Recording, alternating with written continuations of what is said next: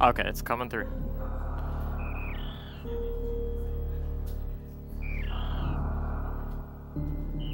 Where is it?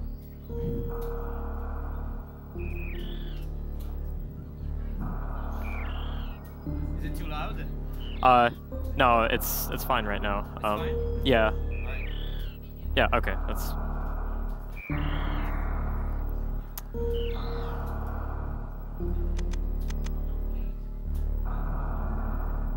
All right. Ladies and gentlemen, this is G-Virus back from the dead. Enjoyed a couple of hours of sleep, which is quite a nice change of pace from the last past 2 months.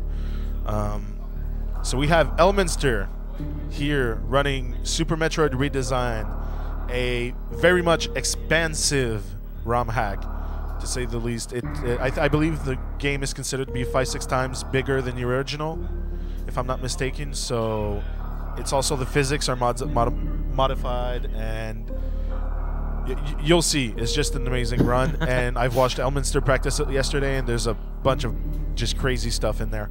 So without further ado, I'll give it up to Elminster and enjoy their show, guys. Okay.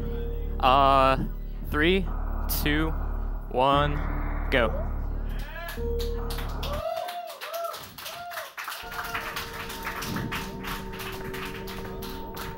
Alright, so Super Metroid Redesign, as G-Virus has said, it's a very expansive, also rather difficult ROM hack, and you'll notice that the physics are very different from the original Super Metroid. Samus is a lot heavier. This ROM hack was released in 2006. It was created by a guy named Drusif, who's rather infamous in the hacking community. A lot of people who play this hack hate him.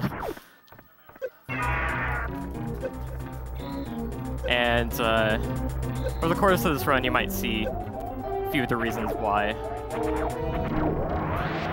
Redesign is probably, it basically is the most well-known Super Metroid hack out there. It's the most influential one.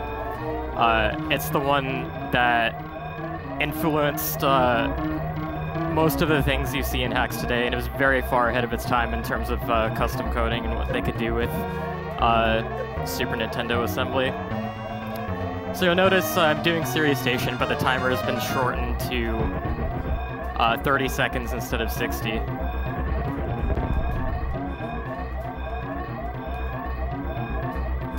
Also, something that I will note is that I cannot wall jump yet. There's actually 2 new upgrades in Redesign not found in the original game. And one of them is wall jump boots, which I'll be picking up pretty shortly. It's one of the first items that we get in the run. And even then, you can't wall jump just anywhere you want. It's only possible to wall jump off of rough surfaces. So if you see a surface that looks smooth, you're probably not going to be able to wall jump off it. There are a lot of mechanics and physics changes in this hack that are designed to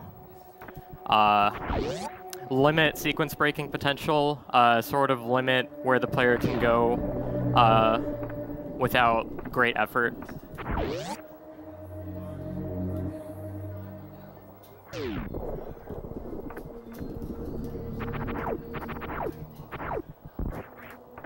Another thing you might notice is that my beam is firing a lot faster.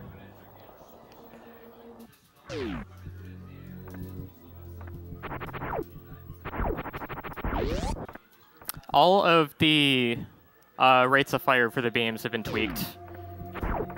They've been tweaked for missiles and super missiles as well.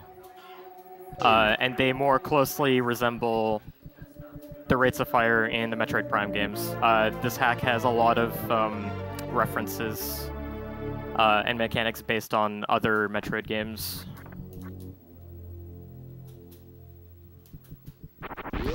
So I just got Morphing Ball. You'll notice that Morph Ball is a lot slower by default.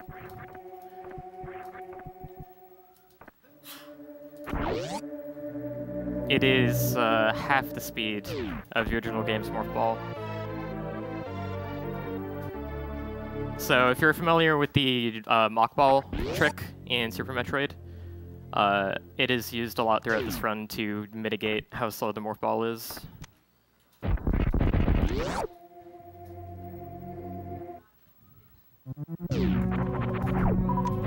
You also notice that enemies in general take more hits to kill.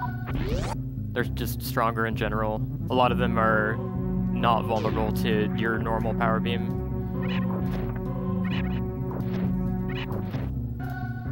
So one thing that sticks out about the beginning of this run is that ammo management is extremely important in this game. You are on very limited ammo for most of the game.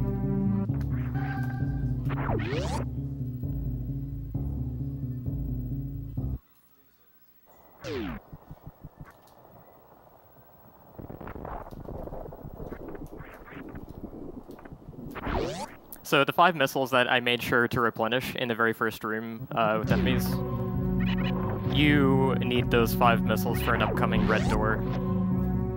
And shortly after that, you will need them for another red door. There's a pirate dodge here. Oh, that's glad I got that. That's very tricky. That pirate does 33 damage if you land on him, so you really don't want to do that.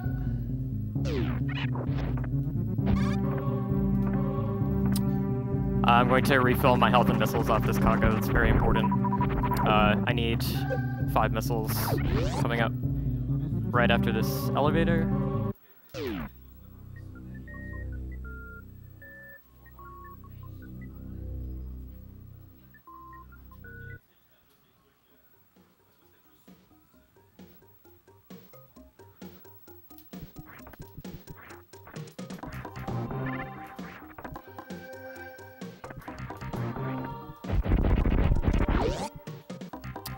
This red door that I just opened is particularly troublesome because the only thing that you can get missiles off of if you fall all the way down where that door is the Zila that respawns in front of that door. And that Zila will only drop missiles if you're at full health. So if you're stuck down there without full health, it can take a long time to get a drop.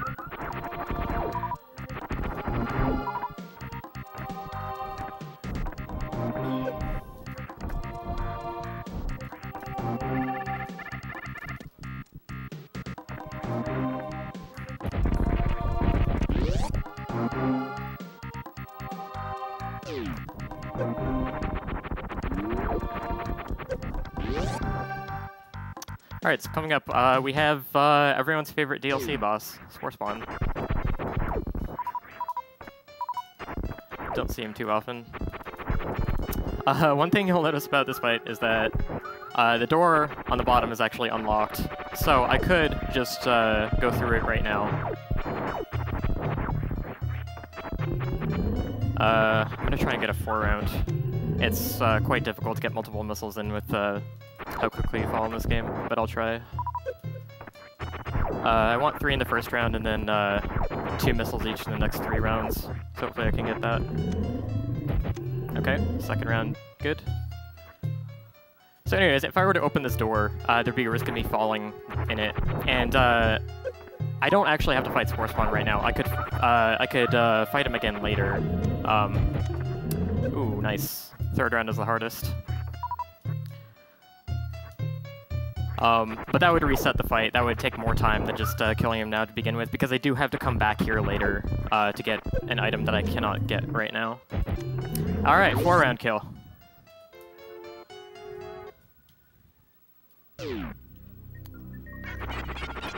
And as I said, wall jump boots.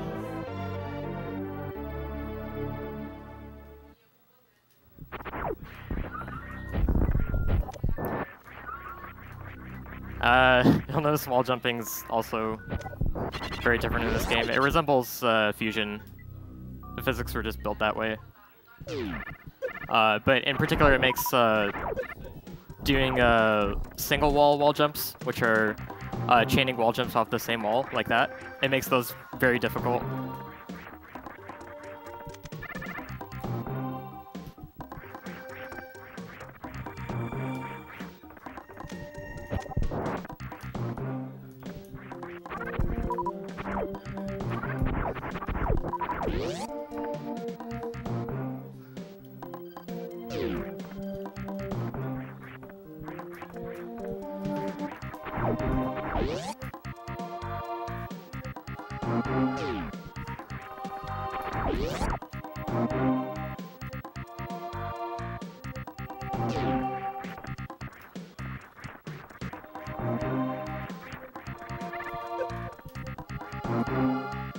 So at this point in time, you're pretty restricted in what you can do. You have to go all the way to Brinstar for wall jump boots, and then you have to go all the way back to Criteria to get the next item, and then you have to go all the way back to Brinstar again to get the next item and continue forward. There's a lot of backtracking at the beginning of this game when you're restricted in such a manner that you can't very readily sequence break. That does change later in the game. Game opens up rather nicely at a certain point. In a rather interesting way.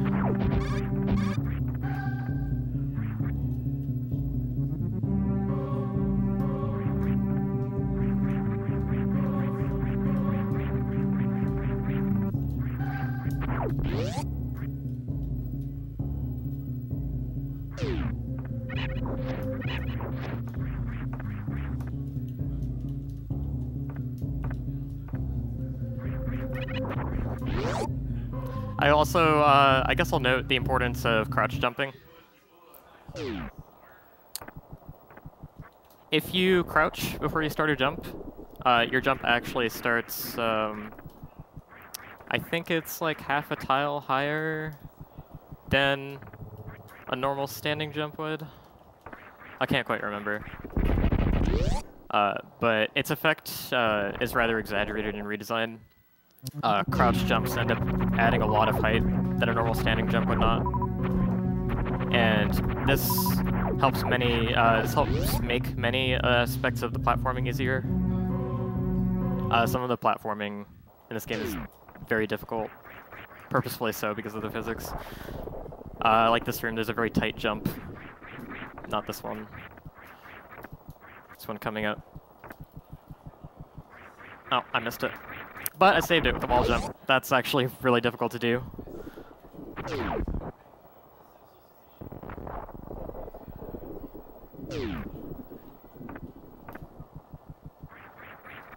But there are a lot of areas where crouch jumping it'll let you skip certain platforms. Makes ascending rooms a little bit easier, a little bit faster.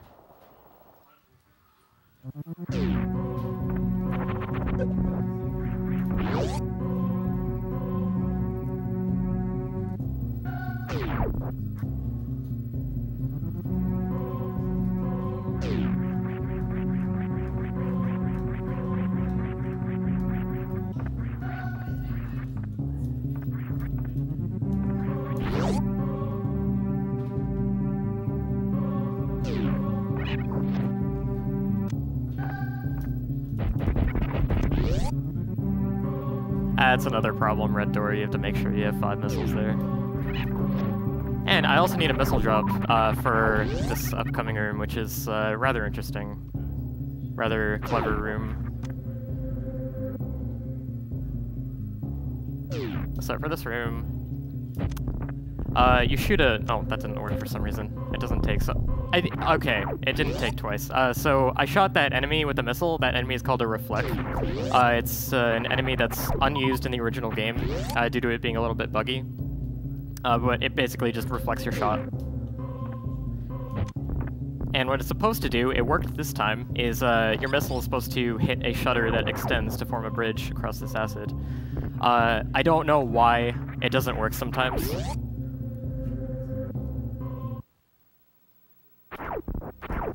And finally, we're at bombs. So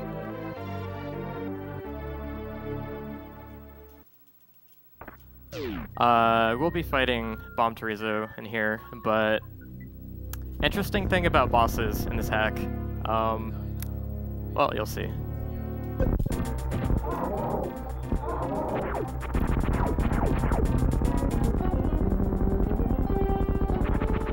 Alright, so we call that the Bomb Torizo quick kill. He takes 10 damage from your power beam shot, 100 damage from missiles, and 480 damage from bombs. So bombs can kill him in 3 hits. Most bosses in the game have their vulnerabilities edited so that they have a special, interesting weakness, so that you can fight them in a somewhat unconventional manner. So, Bomb Torizo is weak to bombs. There are another couple of bosses that are weak to bombs. Ooh, platforming is hard. And there are other bosses in the game that have other, rather unconventional weaknesses.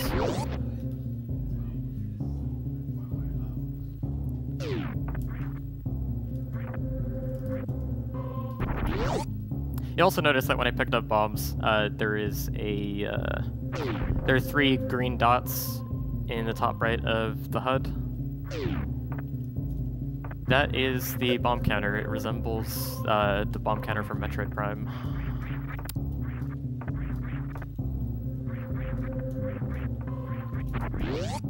So basically this prevents you from just spamming bombs as often as you want. Once you use 3 without letting them recharge, you have to wait some extra time for them to recharge.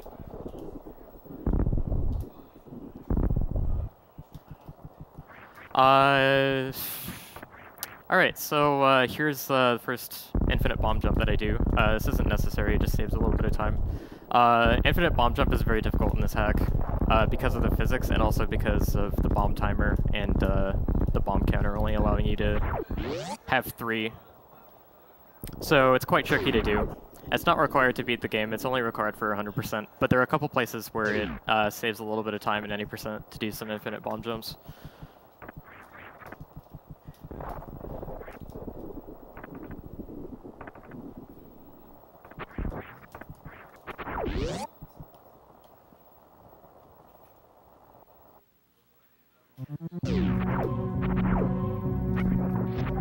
Alright, so, I am actually going to be passing by that energy tank. I'm not going to grab it yet. Because there's an interesting thing that you can do with Super Metroid hacks.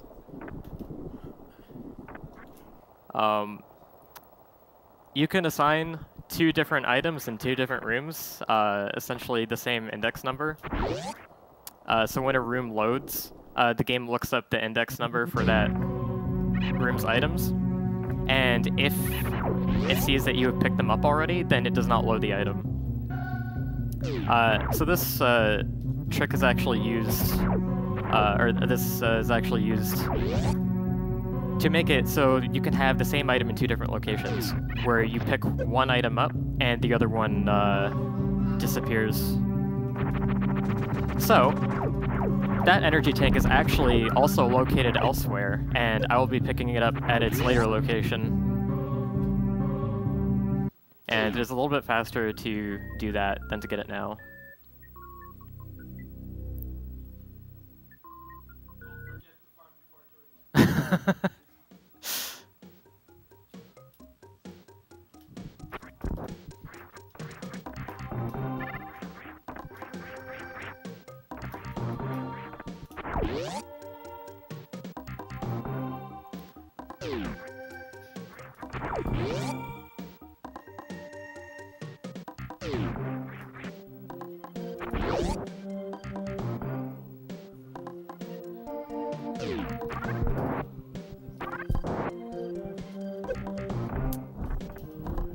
That's a rare, useful damage boost. About 90% of damage boosts that we've thought of in Redesign just aren't useful because of the heavy gravity.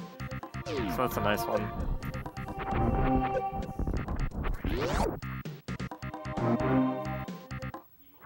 Alright, so back in Spore Spawn's room, there's actually another item up here that requires bombs. And it is super missiles. So if I had fallen through the down door in the first time I came to the Spore Spawn room, I'd have to fight him again here. And that's slower. There's no advantage to doing it later. Alright, so I picked up the super missiles. I only have 2 instead of 5 that the original game would normally give you per pickup. So this hack also does an interesting thing with the missile pickups. Also, there's a large side hopper to... oh, that's not good. I really want what's behind that green door, so I need to go get myself another super. That large side hopper that you saw to the left is one of the many death traps in this game. It didn't show up this time. That side hopper does something like 176 damage or so, which would instantly kill me right now. But yeah, charge beam. You really want that item. This game is very unforgiving for both casuals and speedrunners. Things like that you have to deal with.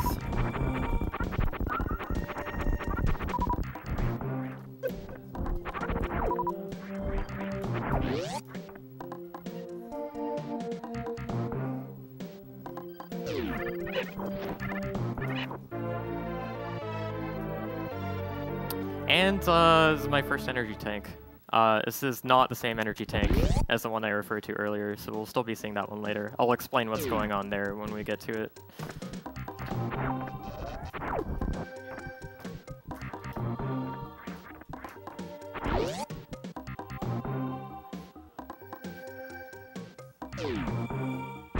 So yeah, I guess I'll talk about the redesigned planet a little bit. This game, I think, has around double the amount of explorable area than the original game has.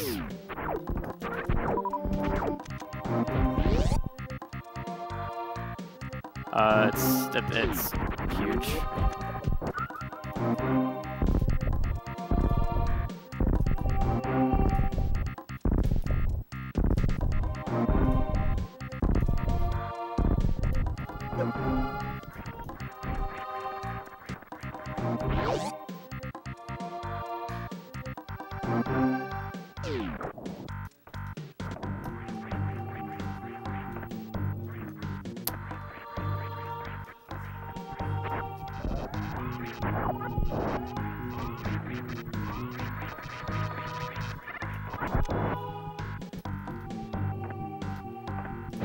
Okay, so, I'll talk about the gates first, and then I'll go back to what I was talking about.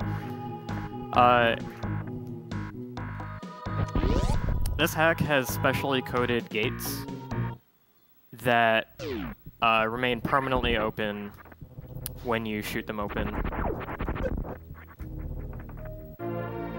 So, I went and I shot that red gate open. That gate is always going to be open now, unless I close it. Unlike the original Super Metroid, where if you reload a room, the gate will be closed again. That is used to create some one-way passages in the original game, but all these passages can be opened up permanently in Redesign. So I'll be going back through that later. So that missile pack that I just grabbed is rather important. You might notice it gave me 10 missiles instead of 5. I didn't finish explaining what was up with the pickups in this game, but essentially there are 3 different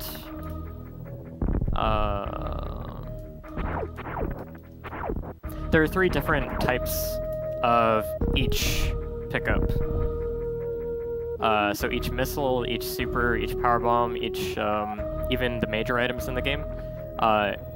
There are 3 different types of those items. There are items left out in the open. There are items in a Chozo orb, And there are items hidden in scenery, which just means it's hidden in a regular tile in the environment, and you have to shoot it to access it. And because these 3 types of items are separate items, they can each be adjusted individually to give you different pickup amounts.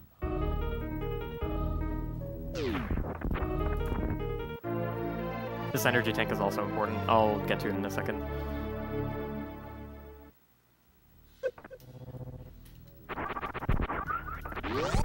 So essentially, what Drew did is he made missiles out in the open. They're only worth 2, because they're generally easier to find.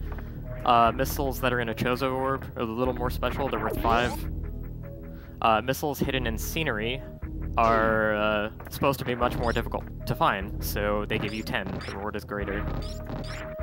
Same kind of deal with super missiles. Supers in a Chozo orb will give you 2, and supers out in the open will give you 1. Supers in scenery will also give you 2.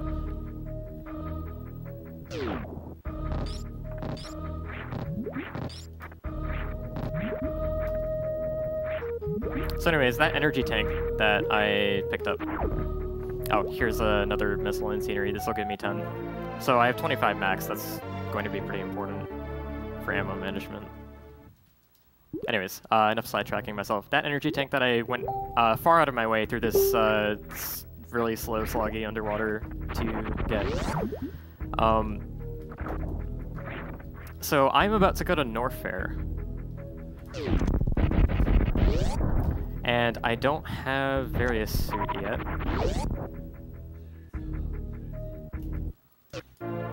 And this is the energy tank from Criteria. It spawns here. So basically, you have to do a hell run. This is intended to be required. If you're doing a casual playthrough, you will have to do this. But I'm going to do a hell run for an item that I need, and then I'm going to come back and get Various Suit. So that energy tank in Eastern Red Brinstar is important because you need it for this hell run. Not only do you need it, but the door to the elevator is actually locked until you either collect that energy tank or you defeat Kraid. We'll have to be defeating Kraid, but it's faster to do that later. So I need to go get that energy tank to unlock that door and to be able to complete this hell run. So if you haven't figured out what a hell run is, it's basically you running through heated rooms without Various Suit, taking damage constantly, having to manage your health.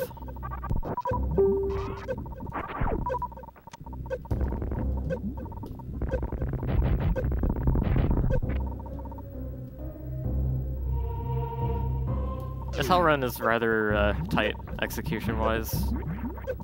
Good movement can really help make up for that. But it's something that a lot of casual players who want to play this game really struggle to get past.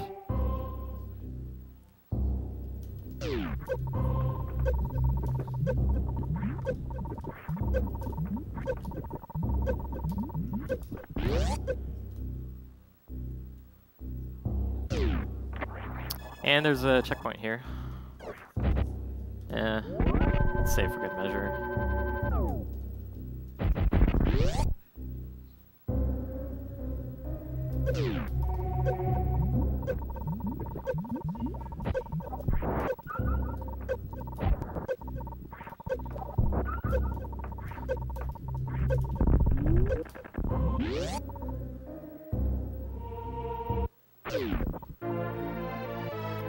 Alright, so I've got the item I need now, that is Ice Beam, but I still need to get out.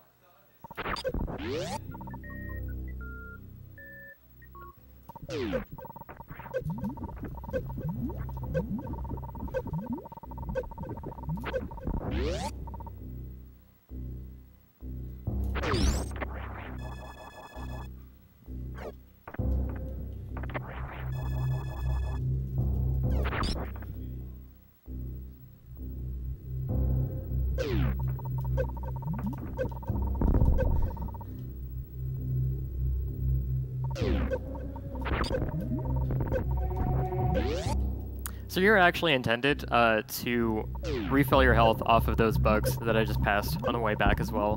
But if you're quick enough, you can skip doing that. It's much faster to skip that farm.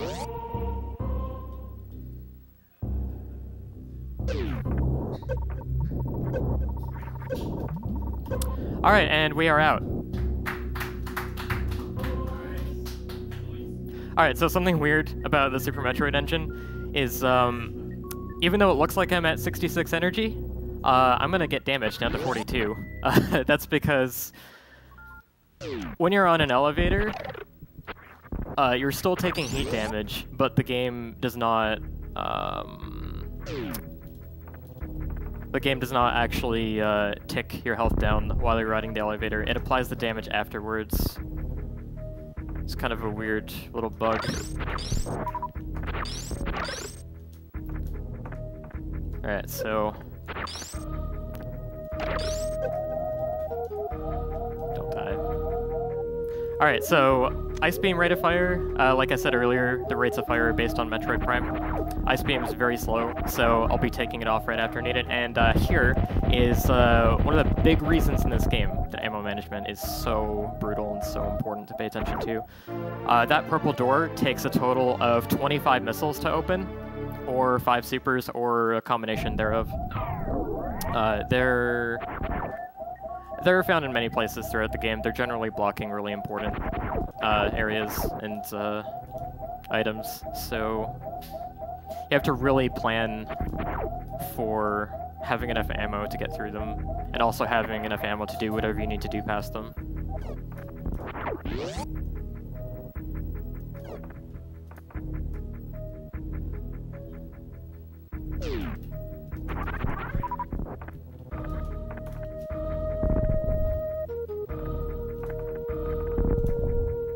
So, fun fact, it is actually possible to get various suit early. I was actually, I was messing around practicing this game a few hours ago, and I managed to pull it off for the first time. But it's extremely difficult because you have to get an infinite bomb jump out of the spikes, and you have to use the right wall of the spike pit to normalize your position so that the bombs don't knock you to the side and they go straight up.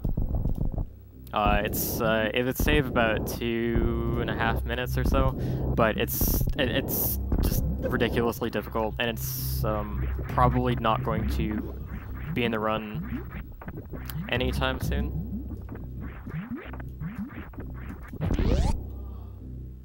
So you might have noticed there was an earthquake as I came down the elevator. It's a little...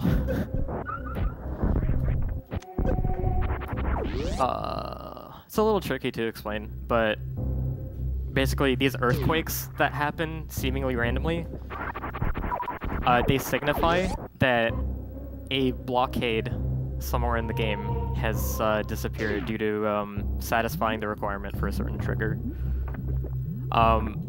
One thing that Drew likes to do a lot is, if you're trying to go somewhere that you're not supposed to, he likes to just put completely solid walls in your way.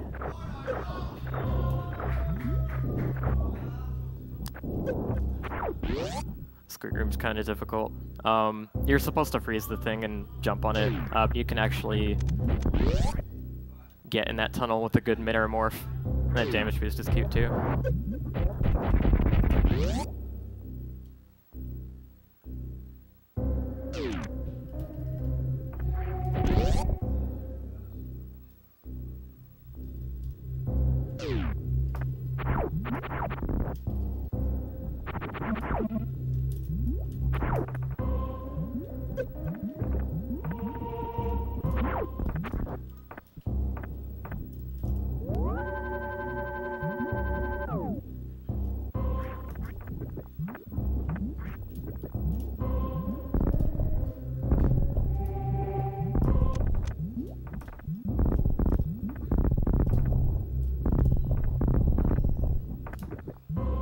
There are lots of these little sections throughout the game where you have to double bomb jump through stuff. It's another idea that's kind of borrowed from Metroid Prime.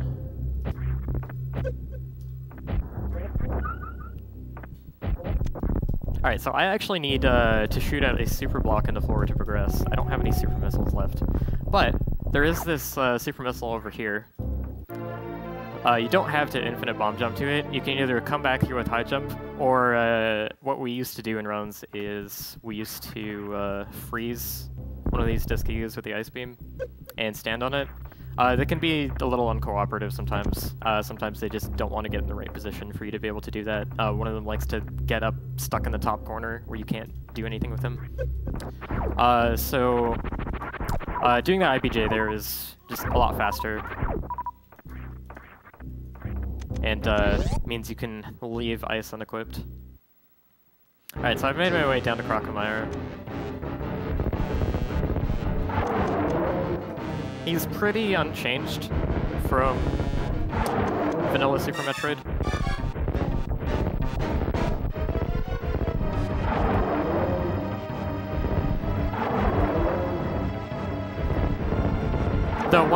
There are a couple of relevant changes though. Not to Crocomire himself, but the game in general. So, missiles fire slightly faster. They have a cooldown of 8 frames instead of 10. So that means it is much easier to get a triple missile hit in one round for Crocomire to push him back. The other thing that is changed is the charge beam timer. Charge beam takes 80 frames to charge in this hack instead of 60. Going along with the whole theme, it just make everything more difficult for the player. So, if you need to hit him with a charge shot because you whiffed a missile, it's a bit harder to recover from that. This comes into play in a lot of other parts of the game too. Alright, note about lava and acid physics. There are a lot of lava and acid pits, excuse me, set up in a way so that you can't get out of them if you fall in. This is one such acid pit. If I were to fall there, I would just be dead. There are far more evil ones later. But basically, your physics are completely gimped in lava and acid, and you get almost no jump height. Combine that with not being able to wall jump just anywhere you please, and you can end up with quite a disaster. Oh, also something I should talk about is this hack has something called Morphlock, which is custom code that was added to basically create special tiles in the game. They're invisible, but when you step or roll on certain tiles initiate Morphlock, and certain tiles deactivate Morphlock. And basically, Morphlock is what it sounds like. You can't morph or unmorph. And Drew has just done that to make sure that if he has set up a morph ball maze puzzle type thing for you to bomb jump through, he wants to make sure that you bomb jump through it and not just unmorph and jump. It's something that's it's a practice that's somewhat reviled by some people in the Super Metroid hacking community. It's rather controversial. People think that it shouldn't be in any hack. It serves no purpose except to make things frustrating for the player.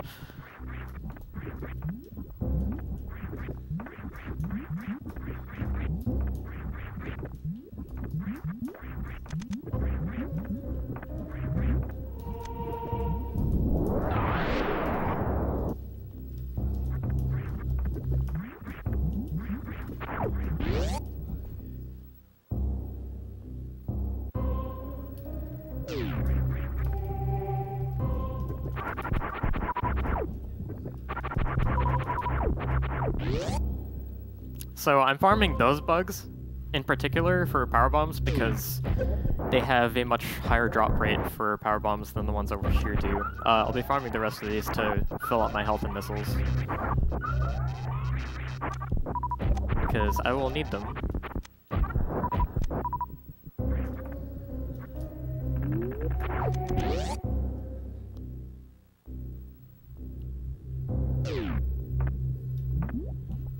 Alright, so also akin to the gates that I mentioned, how the gates have been recoded so that they stay open permanently once you shoot them.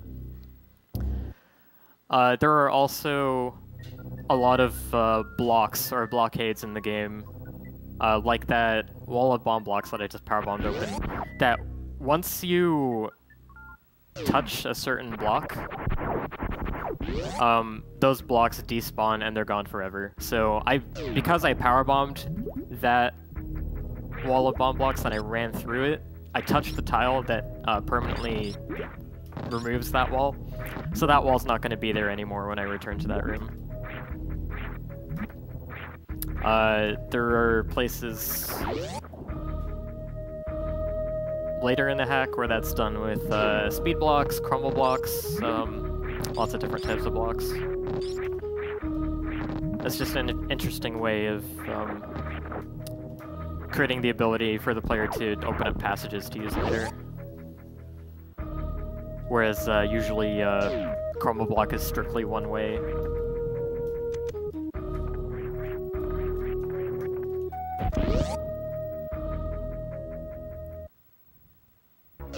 Alright, so if you recognize this area's theme, I am heading towards Kraid right now.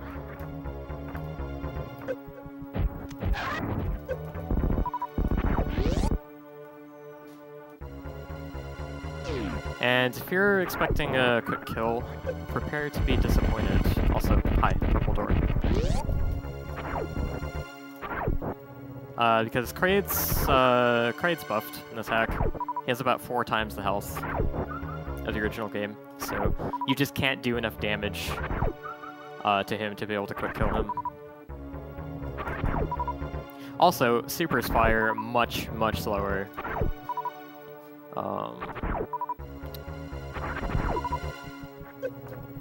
Super missile cooldown in the original game is 20 frames, so you can fire 1 super every 20 frames. In Redesign, the super cooldown is 64 frames. That's over 3 times as few supers as you can fire.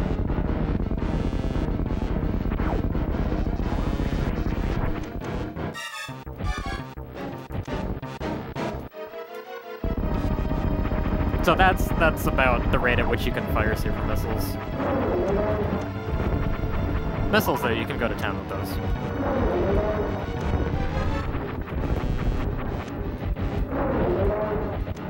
I kind of enjoy this Kraid fight, actually, because you don't always get the opportunity to just sit there and wail on him.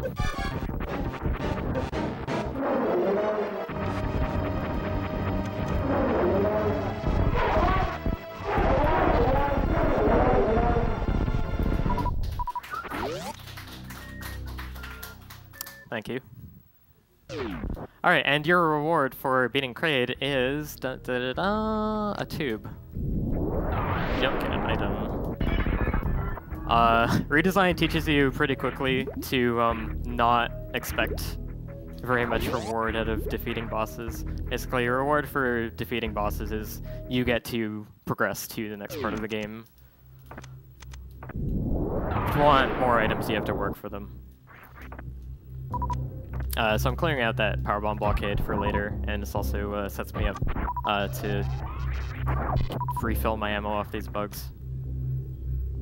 There's a 2-pack of missiles coming up. Normally I don't pick up 2-packs, but I'm gonna pick up this one. This missile, we call this guy Bob Jr. He's named after the unskippable missile in Metroid Fusion. That missile is not unskippable, but you pass through this area 4 times, and it just takes longer to circumvent the missile than it does to just pick it up.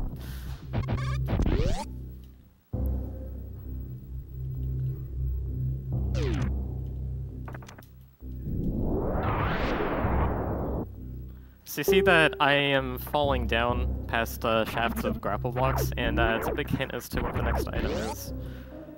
And that item is very, very fun to use. You'll see when I get it. Okay, so gate glitches. Alright, that's really good. Gate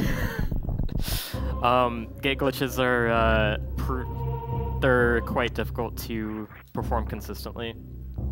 This gate glitch just cuts out a few extra rooms that I would otherwise need to go through. It doesn't skip anything big.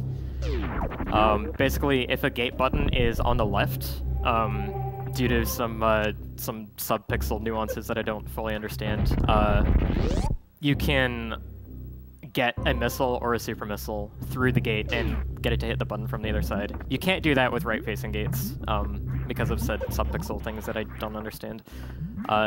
Somebody more knowledgeable who might be in the chat might be able to clarify that. But yeah, so gate glitches. There are 8 or 9. I think there are 8 gate glitches in this run. I'm going to save here. The save might be extremely necessary because there's some very difficult things coming up. If you've played Redesign before, you are probably very, very familiar with reloading from that save. And if you haven't, then you'll see why coming up. So it's the kill everything room. You have to kill everything to advance, and they just shove a giant Giga on you, which you're really only supposed to encounter enemies that strong in Lorne Warfare. But just surprise, there's one here.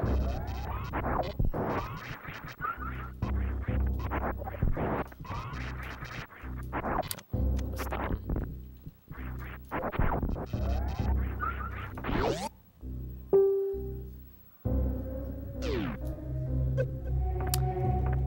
We get to be Mario for about 10 seconds here.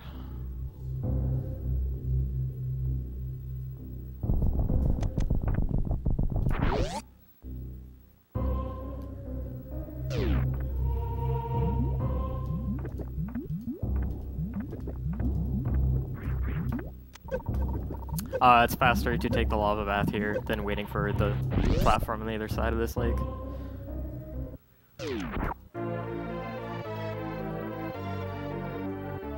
Alright, so I have Grappling Beam now. Hopefully, this will be the last time I end up having to obtain it.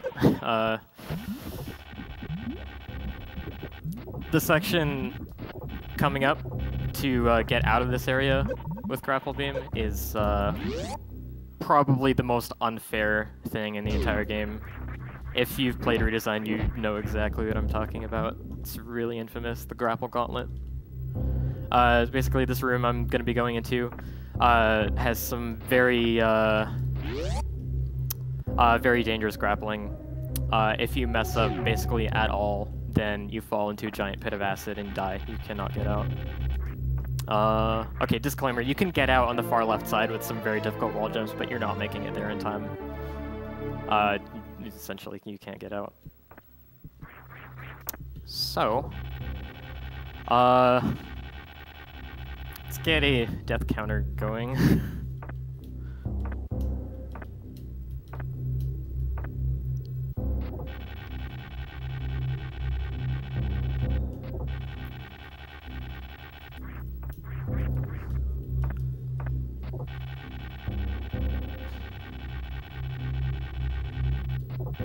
That was really close.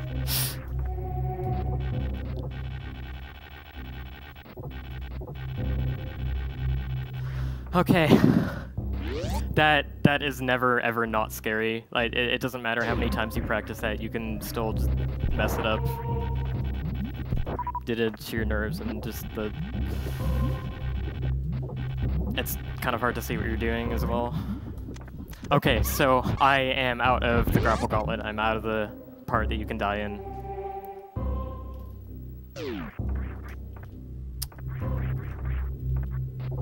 Generally, in a casual playthrough, you will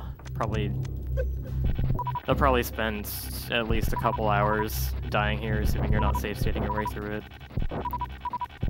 Just reloading from that save a few minutes back over and over.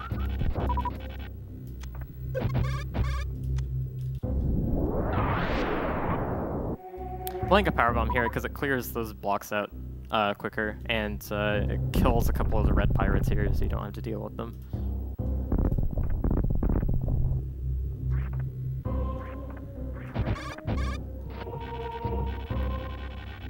Alright, so the gate glitch that I did earlier is about a minute time saver. It's fairly minor in the grand scheme of things, actually, but this gate glitch is rather important.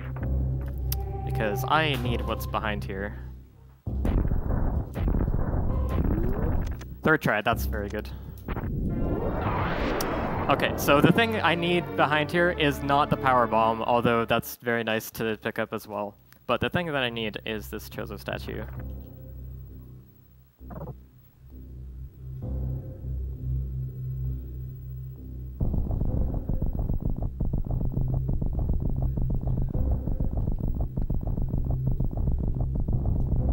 Alright, so this statue says Sector 2, Norfair secured, Guardian disarmed. There are 12 of these Chozo Guardians throughout the game. There are 3 sectors in each submap. So there are 3 in Norfair, 3 in Corteria, 3 in Brinstar, etc. And you have to disarm all of them, basically find all of them to access Turian and beat the game. So basically, it's like the artifacts in Metroid Prime, if you're familiar with that. It's just another example of all of the mechanics and ideas and such that this game pulls from other Metroid games.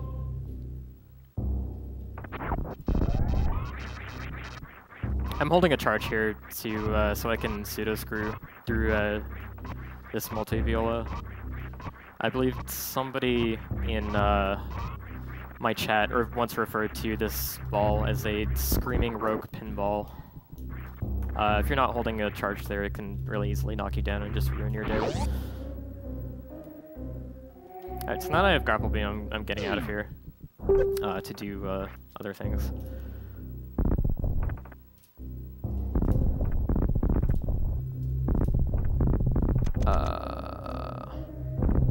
No, actually, I'm still gonna be stuck in Norfair for the next little bit. This Norfair segment is just Norfair is generally like the largest area in Super Metroid, and this hack is not bucking that trend at all. Norfair is absolutely huge, as if the rest of the hack wasn't huge enough. So you spend a lot of time in here getting necessary items.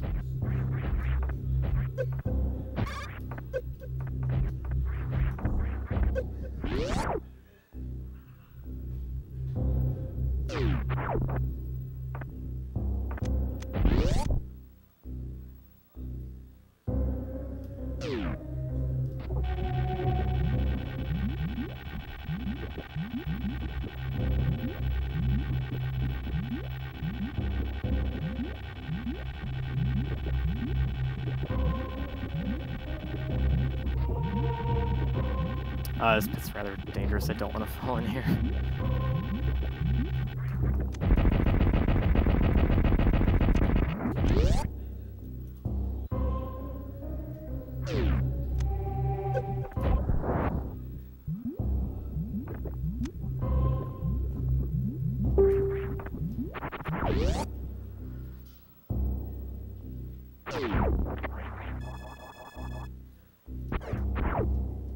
Okay, I'm gonna save here just in case something funny happens. Because funny things can definitely happen around here.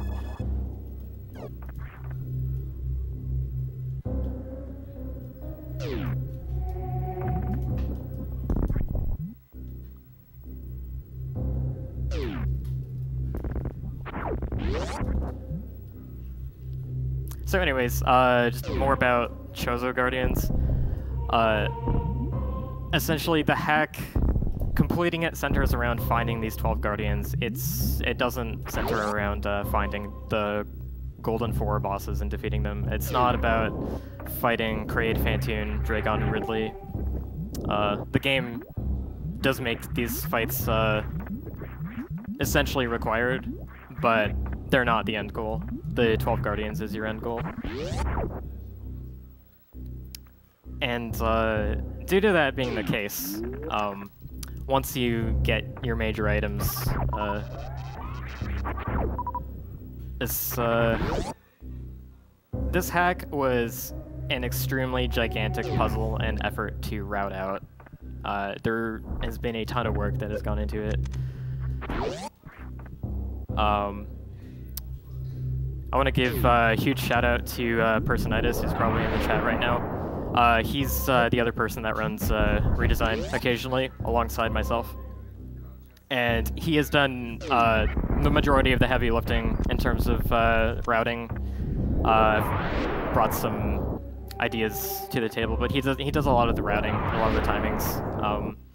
And this route, the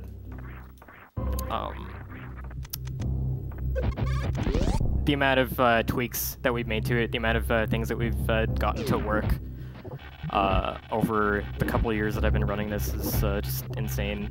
And I'm really proud of what we've put together. When I started running this a couple years ago,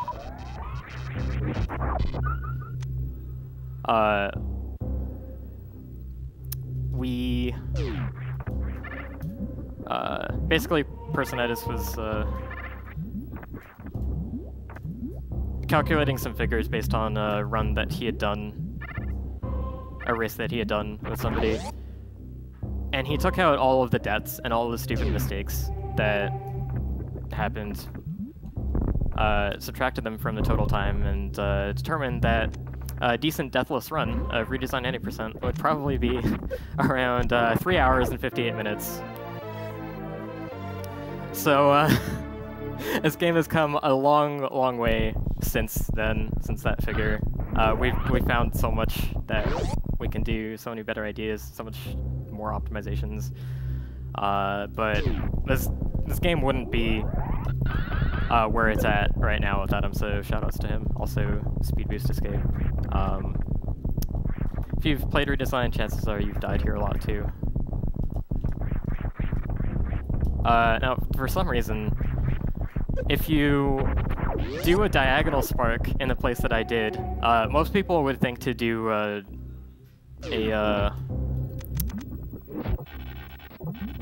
most people would think to do a vertical spark out of that pit. If you do a diagonal where I did, for some reason the lava ends up rising slower. There's some... I don't understand it. I feel like there's some trigger that you don't hit properly coming up the room, but I don't think there's actually triggers for lava. I don't know, but... that's just a weird quirk that we found. Turns out to be useful.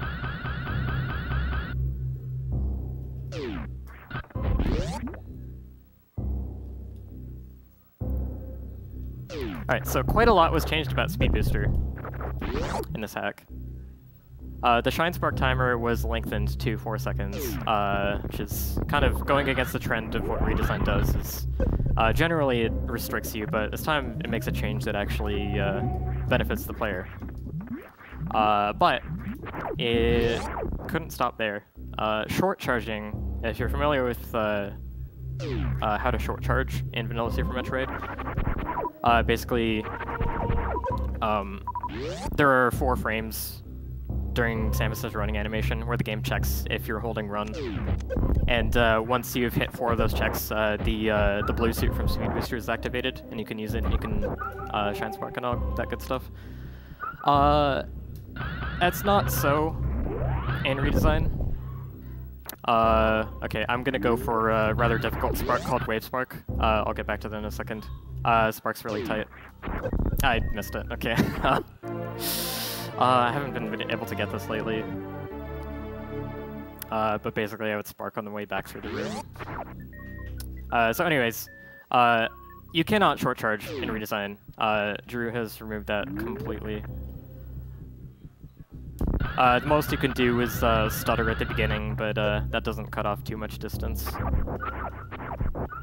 So for the most part, you're only going to get a Shine Spark charge in the places where Drew wants you to get a Shine Spark charge. Only in the places that are really intended.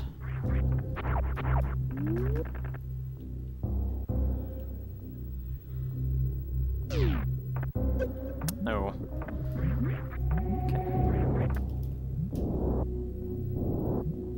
Alright, so Speed Booster, Wave Beam, finally coming out of Norfair now that we've got all those goodies in there.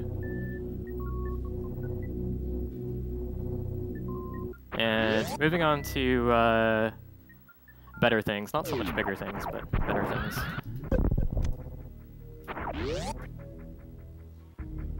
This is the red gate that I opened like forever ago.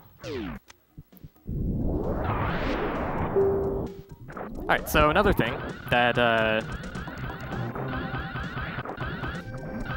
you'll see you can do with Speed Booster is you can chain Shine Sparks off of slopes, like in Fusion and Zero Mission.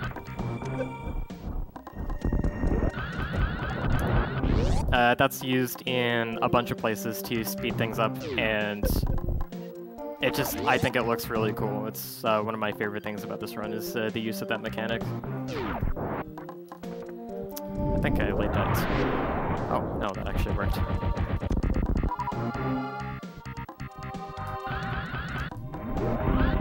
So I'm gonna go a little out of my way here to grab some super missiles.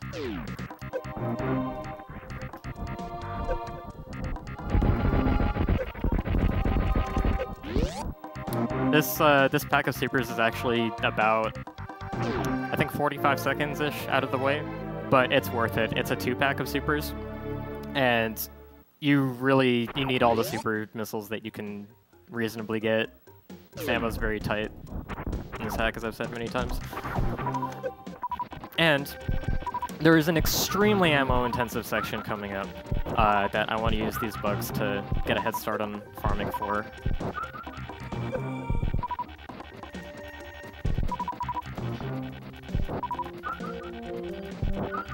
Also, I'd like a little bit more health, too. Okay, I think that's good.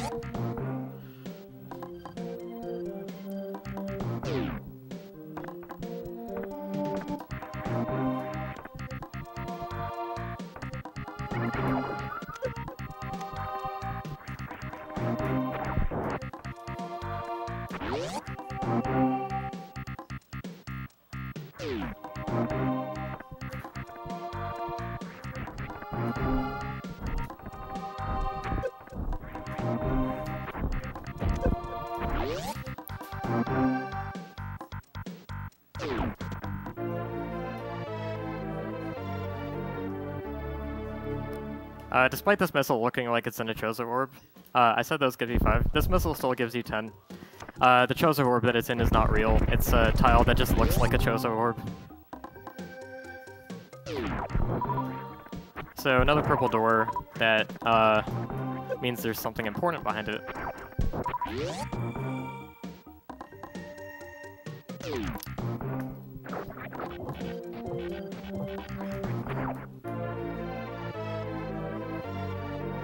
Alright, so I've got high jump boots now. High jump's a very important item. It actually serves 2 purposes. It's like Fusion in that high jump and spring ball or jump ball has been combined into one item. So if you have high jump equipped, then you're able to spring ball. Spring ball was actually swapped out for another quote-unquote power-up called Beam Combo, and it's not so much of a power-up as the game takes away a functionality from you and turns it into an item.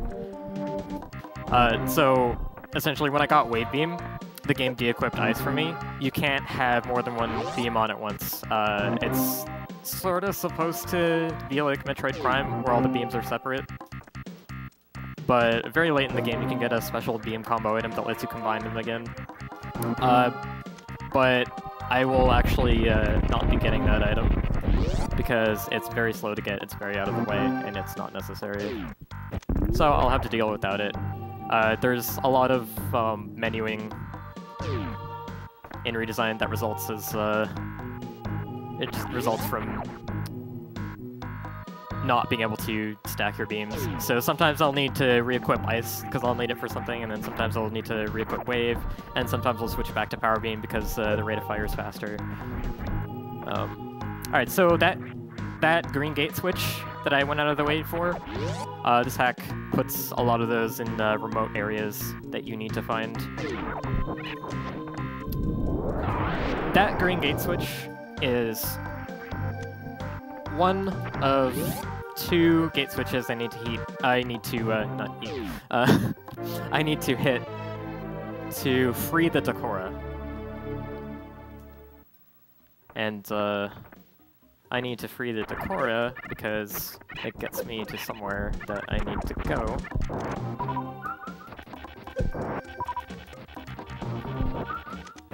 And of course there's another purple door.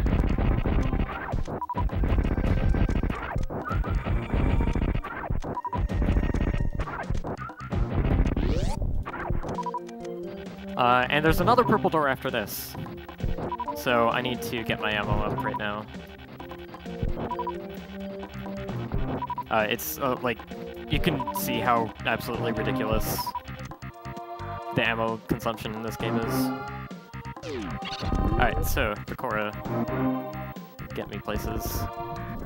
It's gonna go up there. I'm gonna follow him in a second, but there's this other thing I need to take care of.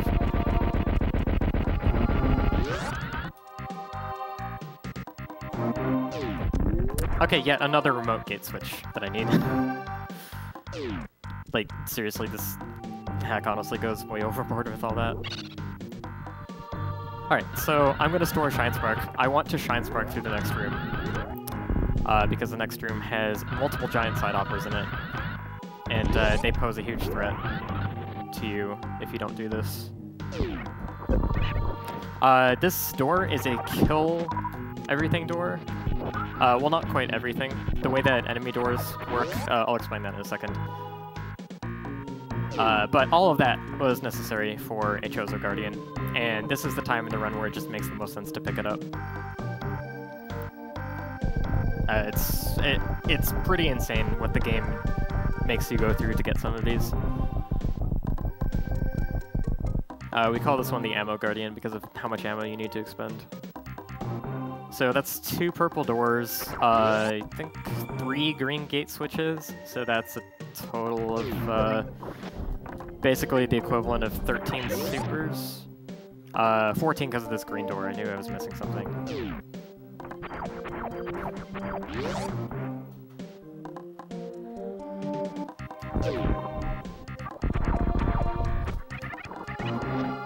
Oh, that spring ball strat. It's pretty rare to get that. Looks cool. Usually gets stopped by the wall.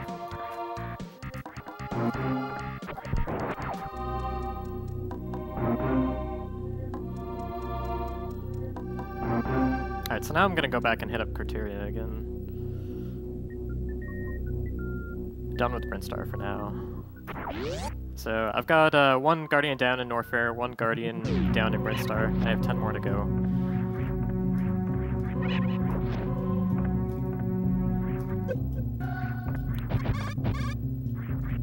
Climbing up these rooms in Criteria is a lot easier with high jump.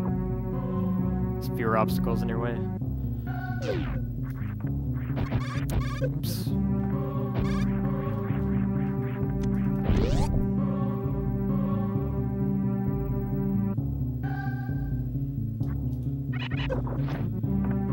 Oh, messed that up.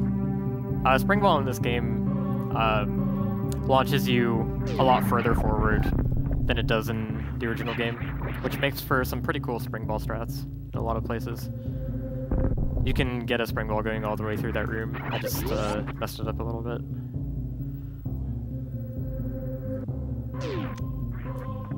Also, something I forgot to mention is this game has what's known as Respin. It's in the Game Boy Advance Metroids, where if you're in the air doing a standard jump, you can hit jump to get back into a spin, and you can use that to wall jump or space jump or whatever. In Super Metroid in particular, you don't have respin, and if you do a straight jump, you need to land on the ground and do a proper spin jump from there to get it back. Now, the respin feature in Redesign is not all that useful because, 1, the heavy gravity, and 2, because if you're coming from a falling state, like if you didn't initiate the jump on your own, if you just walk off a ledge, you cannot respin until you hit terminal velocity, and usually by that time you've hit the ground already. Alright, so I'm taking this ship refill. And coming up is where the game opens up a lot more. Gonna be getting a couple Guardians. I just got one. But I'm also going to be doing one of this game's few sequence breaks.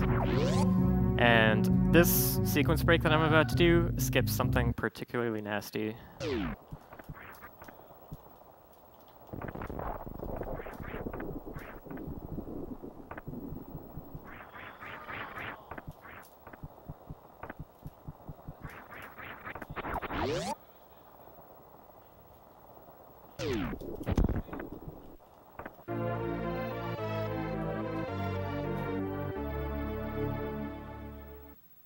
This is a one-pack, but it's on the way. It's useful. I'm getting it.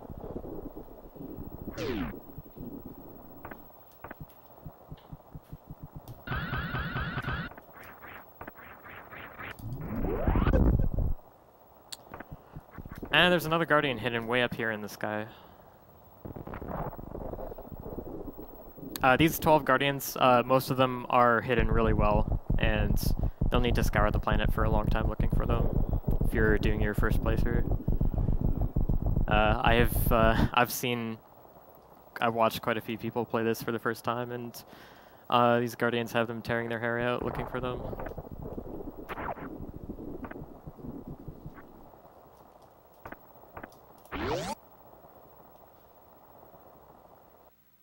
Alright, so remember how I said you can't glitch through gates that are with the button on the right side? Well, I lied.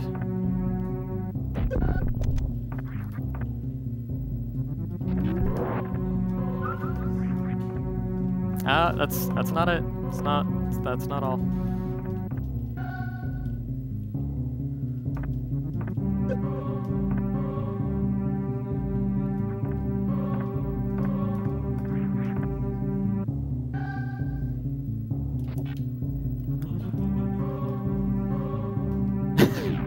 Alright, so that's a cute little trick that skips half of a giant underwater section of Criteria.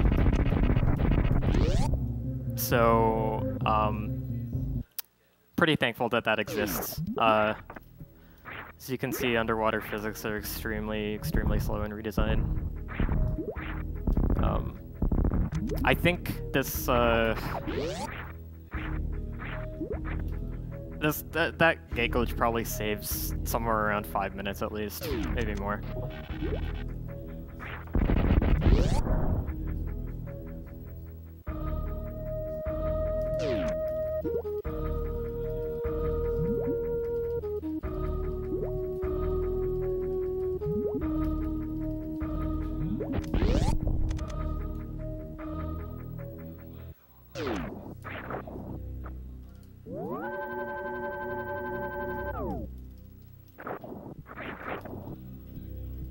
Alright, so coming up is a new area in this game. This is the Lost Caverns. It basically replaces the wrecked ship. It's essentially a Lost Woods style maze that you have to figure out the clues on how to get through it. If you go the wrong way, you're sent back to the start.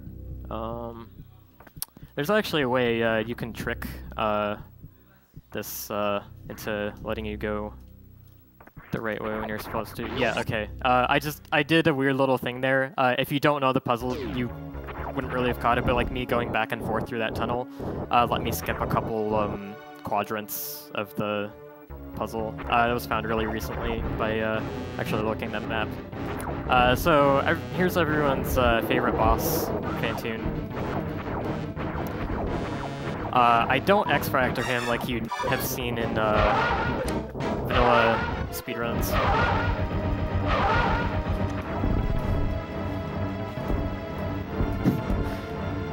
So that is actually possible due to the faster fire rate of missiles, since they fire at 8 frames, yeah, they have 8 frames of cooldown instead of 10. So you can actually just stun lock Phantoon in place if you have the right rhythm. And again, we have the trend of bosses just letting you move forward instead of actually giving you something. Oh. That's really unfortunate that I accidentally hit that platform. There's a shine spark that you can chain throughout this area off of the platform I just rolled underneath, off the slope there. You can chain it a little bit through this area, and it saves like 40 seconds to a minute, I think, if you get it. Just because you can go through these rooms much faster than slogging through them underwater. So it's a rather tight shine spark chain to start. So it's unfortunate that I missed it, but it's not a big deal in the grand scheme of things. It's pretty hard to pull off. Ow. These fish do 81 damage. Ow.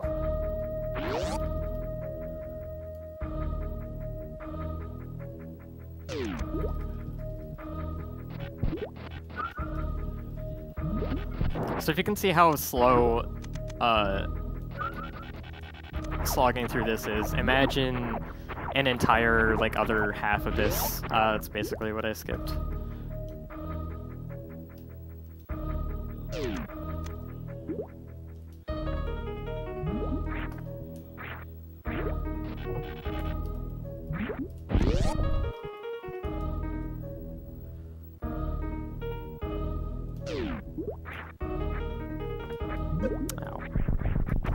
Really need to stop running into those. It's not very good for my health.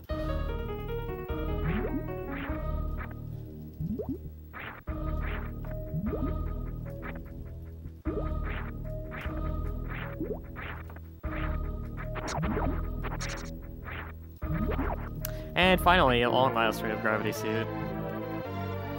One of the things I really like about Redesign is, although it's really painful to get to this point without Gravity Suit, the sense of relief and just, I don't know, catharsis that you get upon picking it up is just unrivaled.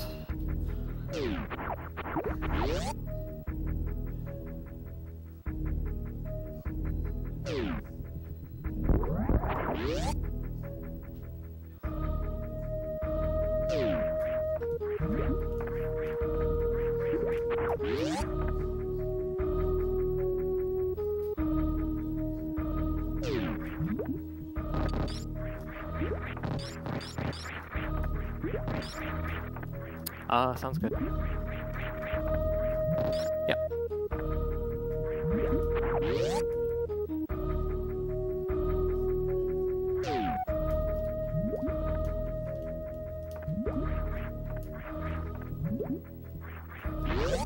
So I've got Gravity Suit, but we're not quite done here yet. I have to loop around here to grab another Guardian.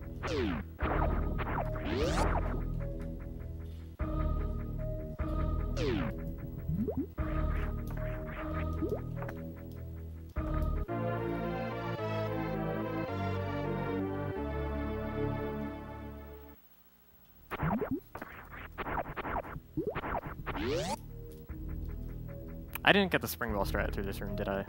No, I didn't. It's okay.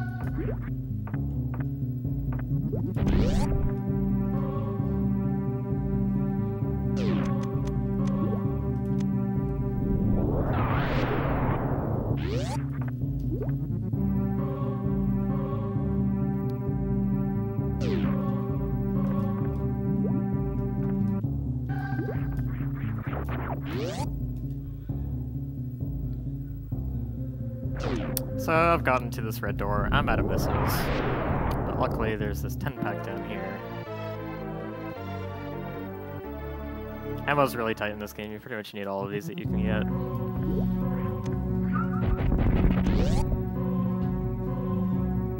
I'm actually going to unequip Wave Beam here because I need to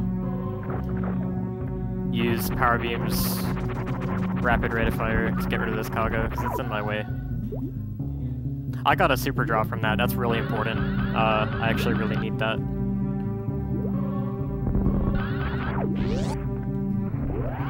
So I'm chaining the spark through this room, breaking these speed blocks in the floor. Breaking the third one from the left opens that floor permanently, so I'll be able to go back down there, complete the loop. But I came here for this room. I didn't come here for the power bomb, but tucked away behind this cargo that's also in my way is another guardian.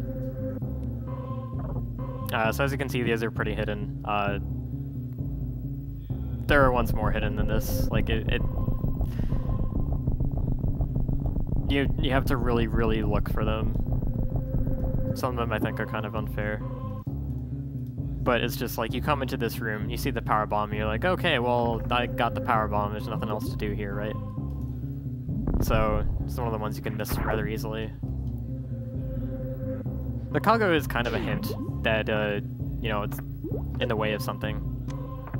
But aside from that, really not much of a hint.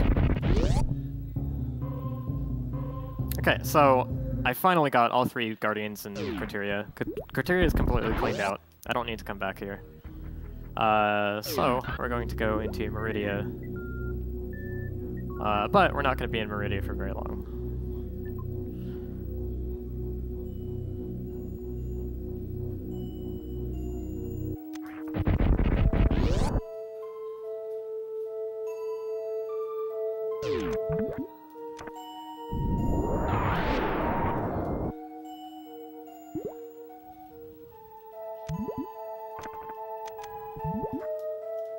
Ooh, there's a spring ball jump you can do over that pirate. It's a little tricky. I messed it up, obviously.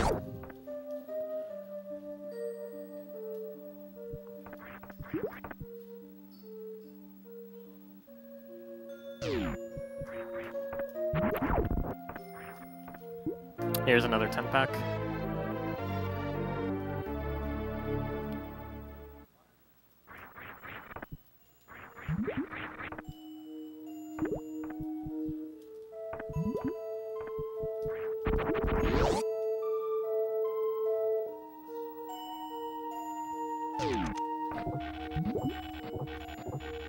So if you remember the tube that I broke earlier when I defeated Kraid, up goes to Meridia, and down goes to Norfair. You obviously can't go up because you don't have Gravity Suit. You don't have a way to really ascend. I guess, like, fun fact, it is possible to infinite bomb jump underwater in Redesign. It's very, very, very slow. So, like, you can make it up to Meridia if you really, really want to. You can't really do anything.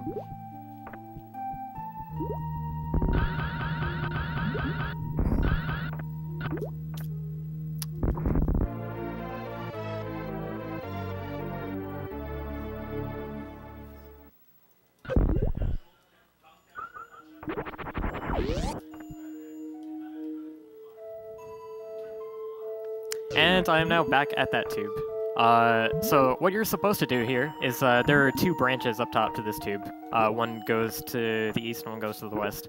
When you get back to this tube, you're supposed to go up through the west branch and continue on to Meridia. But we're going to get a little something in Norfair first.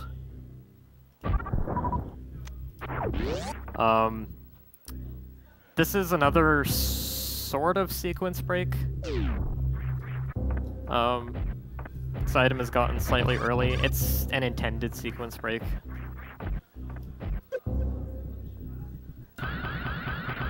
It's just, if you have the skill to pull off the Shine Spark chain required, you can get this item early.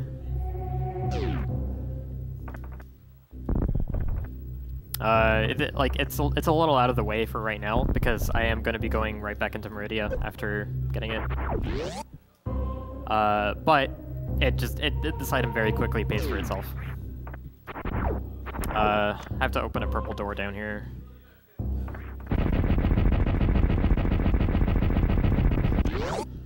So this item is in a little alcove in a huge room with a lava pit.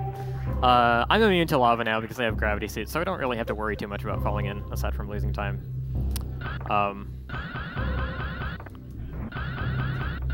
But I want to Shine Spark into this alcove such that I chain off the slope in it, so I can Shine Spark back out. That's not what I wanted to do.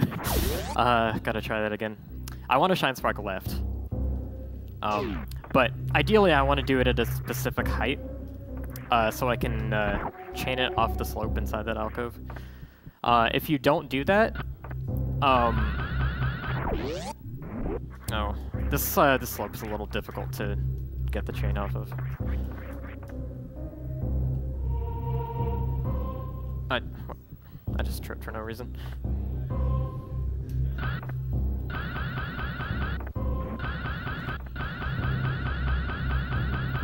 There's a cool little strat I can do if I manage to get this chain. Oh, uh-oh. That's not... Oh, okay. Wow. So, screw attack. What you can do if you get the chain is you can jump right out with screw attack and Shine Spark diagonally and then it back at the top of the room. I messed it up, so I have to go around a few rooms. It's not really a big deal. It costs around 30 seconds. But something you'll quickly notice about screw attack is it launches you forward like crazy. And I believe that's just inspired by screw attack in Metroid Prime 2, the way it works. Oops.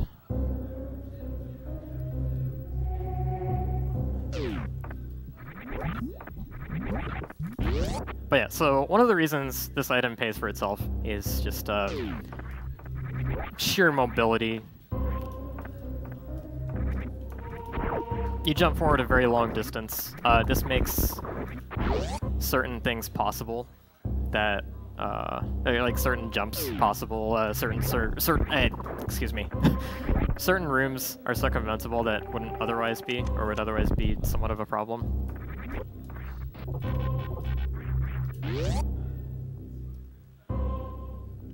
Now, I said I was going to go back into Meridia after I got screw attack, and that is true, but I'm not going to be going back to Meridia up that tube like you're supposed to. I'm going to be taking a bit of an unconventional entrance. It's a rather painful entrance.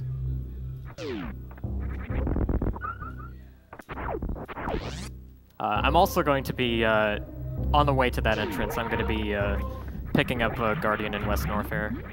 That is, the Guardian that I'm going to pick up is kind of a floater in terms of the route.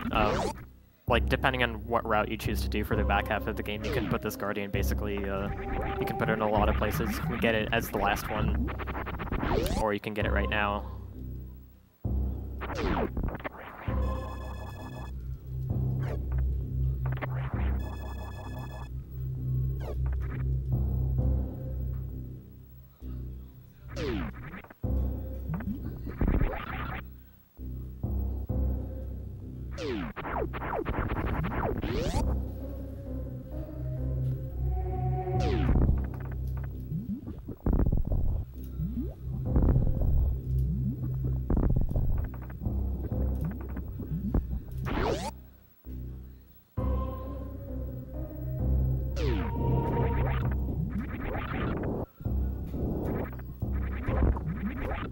So yeah, I'm sure you can already see how much having screw attack speeds up rooms. Another thing I'll mention about screw attack is it's sort of toggleable. It only functions if you're holding the run button when you jump. So basically, you can control whether or not you have screw attack on or not by whether you're holding run or not. Screw attack's pretty difficult to control in this hack just because of how far forward it launches you. It makes some platforming rather difficult. So you can kind of you can control this in a way by just if you don't wish to screw attack, you just make sure you don't hold the run button at that time. Screw attack's nice to have in passages like this. It just lets you leap forward. One interesting property of lava in Super Metroid is that if you have Speed Booster equipped, the game prevents you from running in lava, so like holding the run button does nothing in terms of walking.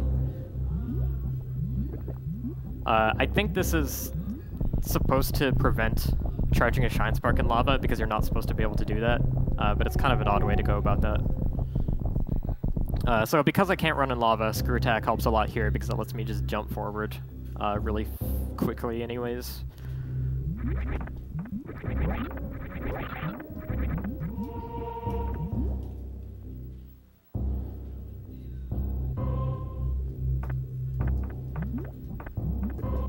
Also, Spring Ball's still pretty nice.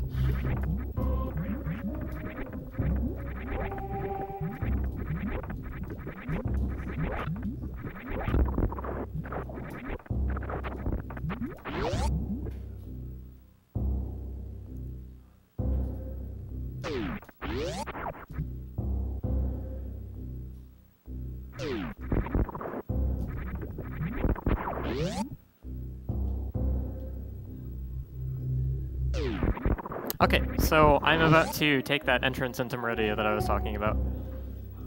I kind of want to... I'm debating letting it speak for itself. Okay, so basically, if you remember the turbo tube that just like transports you up and down really quickly through one half of Meridia to the other in the original game, there's a turbo tube that leads into Central Meridia, and it's locked by a green gate. And I only have 7 supers because I used a super to open the green gate on the other side of this tube. Okay. Okay, in true Redesign fashion, that's not all. Here's another green gate.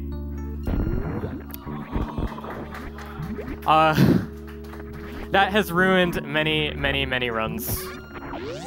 Just so, like, you can have a really good run going, and you can just get to these gates, and if you blow all your supers, you're pretty much donezo. You can try to get supers off the fish, but they're rather fickle with their super drops. You can just waste a lot of time if you don't get this. But, that's not all.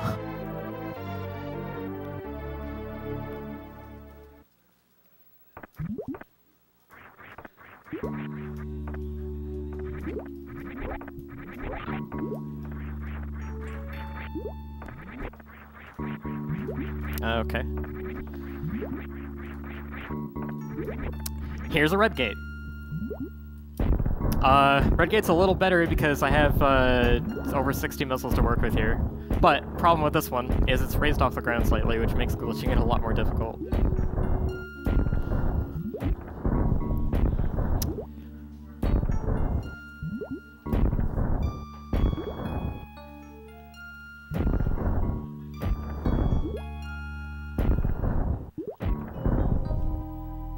So we call these 3 gates the Christmas gates because they're green and red, and you have cause for celebration when you finally get through them. Okay, that is actually it for the gates for now.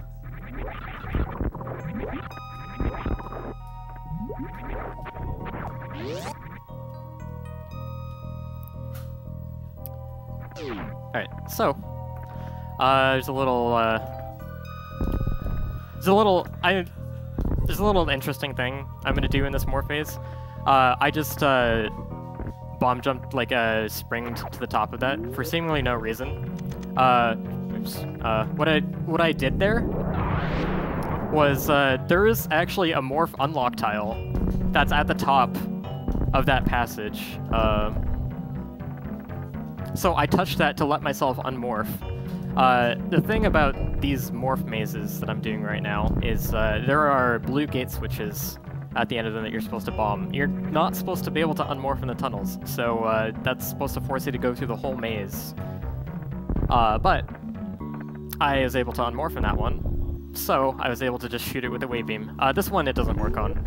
There's no morph unlock tile you can use, but it's just a cool little way to throw at least something back in the game space. Also, I'm doing a little, I'm trying to do a spring ball out of a bomb jump. It's a little trick that is in the original game, although it doesn't have much of a use in it, so you might not have seen it before. It's a little tricky to pull off. I keep messing it up today. But it saves time over what you're supposed to do, which is lay the bomb at the peak of the spring ball.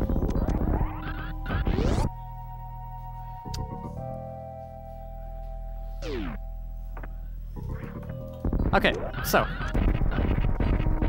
I think I said there were two reasons that Screw Attack pays for itself. One is the mobility.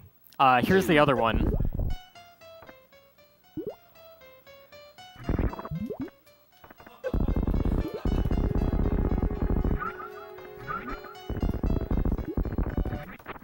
Okay, so Batoon's weakness, I talked about boss weaknesses earlier. Batoon's weakness in this hack is Screw Attack. Screw Attack does 2,000 damage per frame, ordinarily, but Batoon is 4 times weak to Screw Attack, so it actually does 8,000 damage per frame to Batoon. I didn't mean to spark there, that was an accident.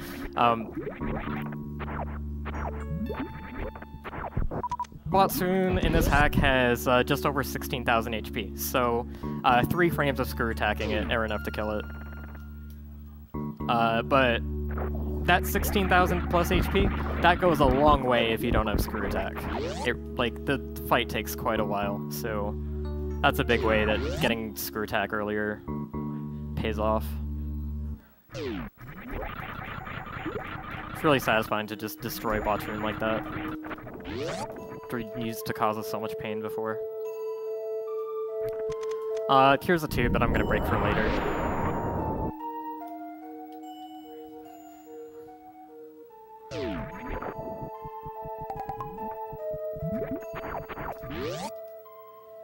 Okay, so I've got space jump from beating Batoon. I'm also going to get this super pack, a required speedball here.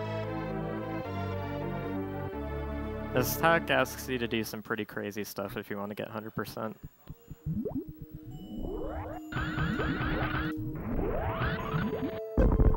I've done 100% runs of this before. I've done like 2. There's some pretty insane stuff in there. Thinking of picking it back up somewhat soon. I'd like to improve that. There's a lot of nutty stuff you have to do. Anyways, so all these super packs that I've been picking up, they're not strictly just for convenience's sake. I'm going to be tackling Lower Norfair right now. And in Lower Norfair, there is a room with a blockade that consists of 8 super missile blocks in a row. So you have to shoot. You have to have 8 supers at least when you get to this room, just to get through that blockade. So I've got myself to. I want another power bomb, actually. Thank you. So yeah, you need 8 super you need 8 supers minimum to get through Lower Norfair this way. There's an alternate entrance that you can take, an unintended one.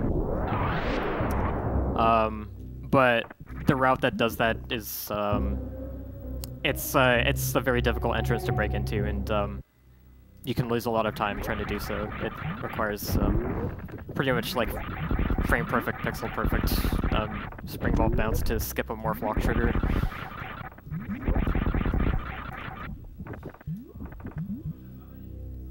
So yeah, this is the entrance to Lower Norfair. Lower Norfair goes absolutely crazy with door caps, powerbomb blockades. So not only is that there that 8 super blockade I mentioned I'll have to go through soon, I will have to make sure that I have at least 8 when I get there. But as if that wasn't enough, there's a whole bunch of door caps that I need to take care of if space jump would actually work, please.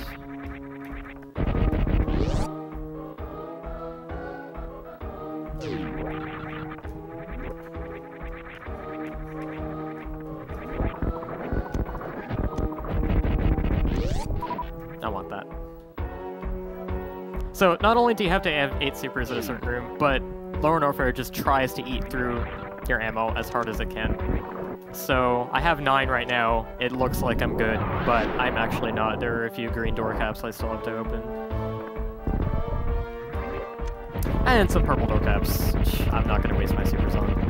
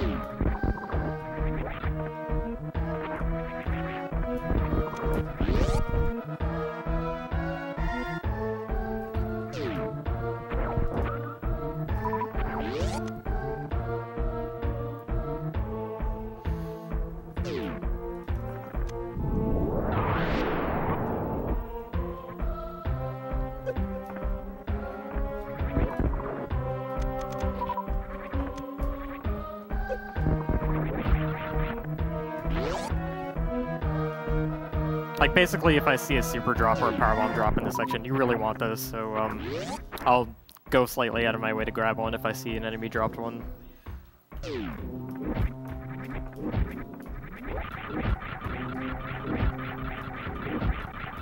So, I'm rather fortunate right now to have 10, so I'm sitting pretty comfy right now. But I've had runs where I've only had like 5 to 7 coming up here, and here is the super blockade. And you can be stuck farming the same pirate over and over if you don't have enough. You can eat at your time. So, not only do you have to do all this, you have to do this while this Namahe is firing fireballs at you. There we go.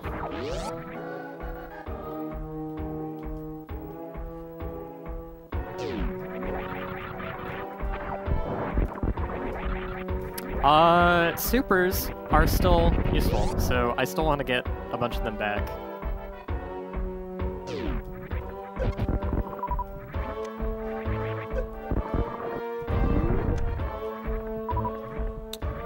There's this handy refill station here.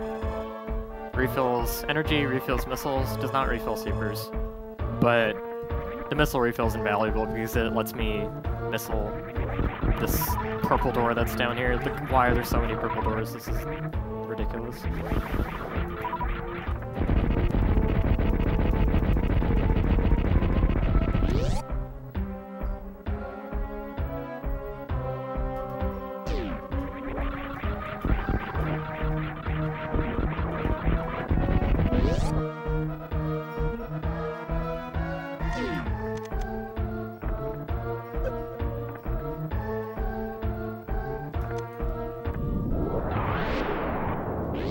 So, I'm gonna try to get to max supers again for a room that's coming up. Okay, this room is annoying.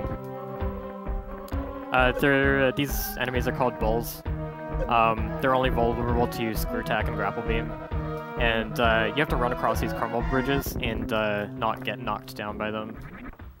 I take some hits intentionally by them to get invulnerability frames, so that I don't run the risk of getting knocked down by the next one. Okay.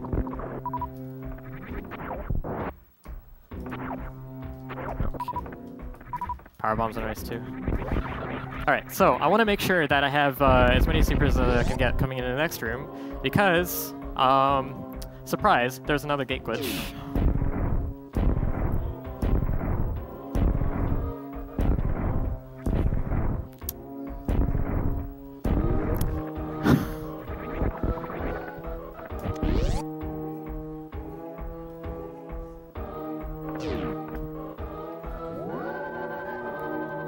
Okay, so this door up top, that locked behind me. I'm trapped in this area for now.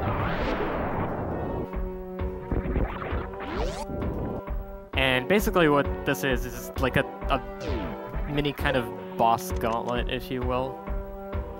I'm about to fight Ridley. And then immediately following Ridley, I'm going to go back out and I'm going to have to go fight Golden Chorizo.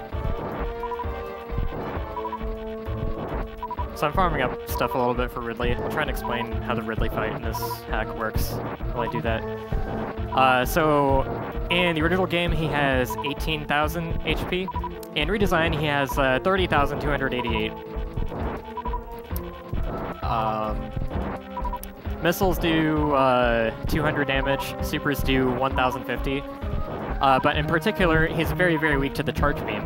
And if you're weak to charge beam, you're also weak to X-Factors.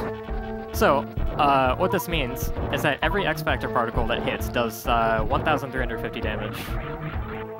So I'm going to be trying to use X-Factors to weaken him as much as I can, because they're extremely effective against him. But, slight complication with that. Ridley's body does a lot of damage. It does 120 damage instead of just 40, so you really don't want to touch it.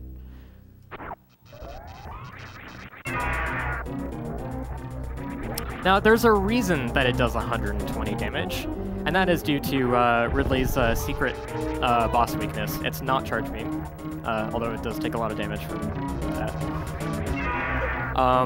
Ridley takes 4,800 damage from pseudo screw attack. So what the TAS actually does, it pseudo screws him over and over. There's a particular way you can do it that you don't get damage, but it's not reliable for a human to do. It's very risky.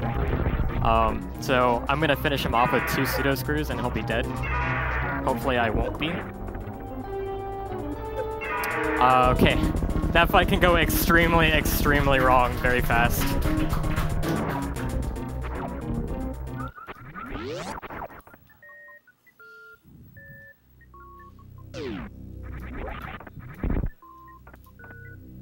Alright, so, I'll be going into the Golden Chorizo fight really shortly after, and if you guys know the Golden Chorizo, you know that in Super Metroid he's got the AI exploit where you can just pin him against the wall and stand on a certain tile, and he'll do nothing but jump backwards uselessly against the wall, and he won't be able to hit you ever. Now, Redesign being Redesign, obviously, the game isn't going to just let you do that. This room is full of spikes along the walls. These things covering them are enemy breakable blocks. So this room is designed so that when GT steps on these areas, he'll break the blocks, exposing the spikes, and he won't be able to pin him in the corner.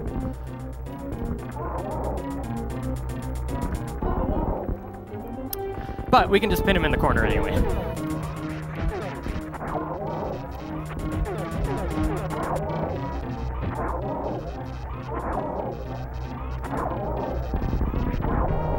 So this fight is about 20 to 30 seconds slower than a strat that we used to do, which is we used to unload on him with well-timed, well-positioned X-Factors and super missiles in the back and all that stuff. Despite fighting him this way being slower as far as the fight goes, I actually choose to fight him this way now because if you fight him the normal way, you expend basically all of your ammo, and getting your ammo back can be kind of difficult. You want... basically, you want as many supers as you can get for an upcoming thing. I think you can guess, based on what's been happening, what that thing I want supers for might be.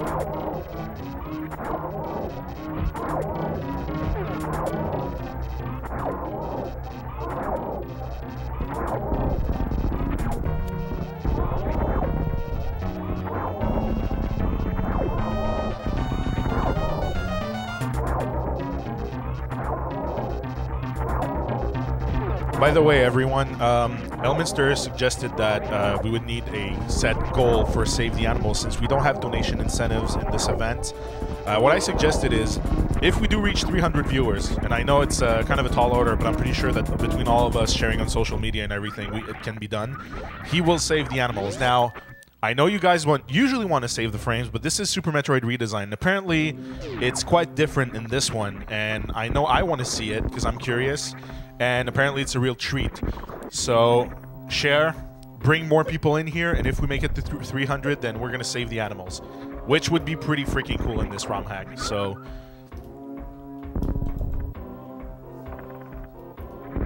you heard it, man. Let's get this going.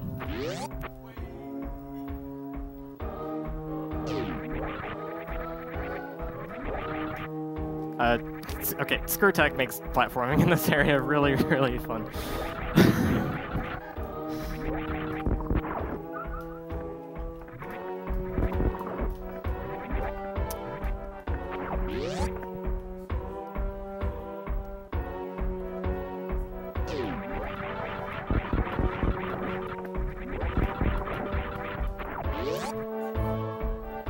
and by the way, I actually meant 200, not 3. So at 200 viewers, we're going to save the animals. So I know we can make it happen. I know you guys look at me like some kind of heretic, but come on. Where's the fun? Like, do something. Like, you know, we're in a bar. We're doing an event. You're supposed to do stupid things and regret them later. So we could save the animals and then be like, oh, we should have saved the frames. You know, Redesign usually doesn't allow fun. So let's try and break that trend a little.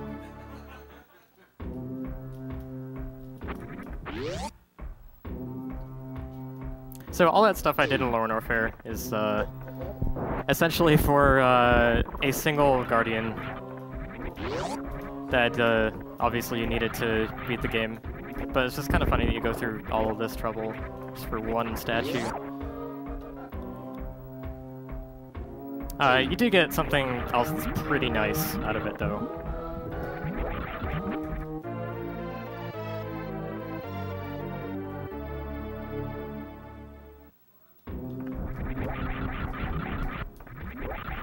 Nice thing about Plasma Beam is, because Metroid Prime Plasma Beam's decently fast, it's decently fast in this as well. Wave is kind of a medium pace firing, Ice is very slow. Plasma's not quite as fast as Power, but it gets the job done. So, going sort of backwards through Lower Norfair through some boss doors that I've opened up. And be getting to that Guardian soon.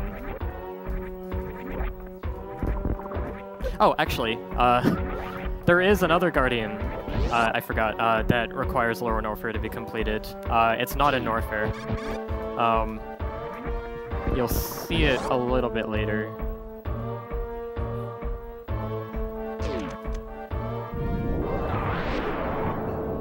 But yeah, this is just behind a gray door that doesn't unlock until you beat Ridley in GT. And here's the Guardian. And so that's all 3 of them that I've gotten in Norfair now. So I've cleared Criteria, I've cleared Norfair. Still got 2 left in Brinstar, and 3 left in Meridia. So 7 out of 12, we're getting there. This hack does end eventually, I promise.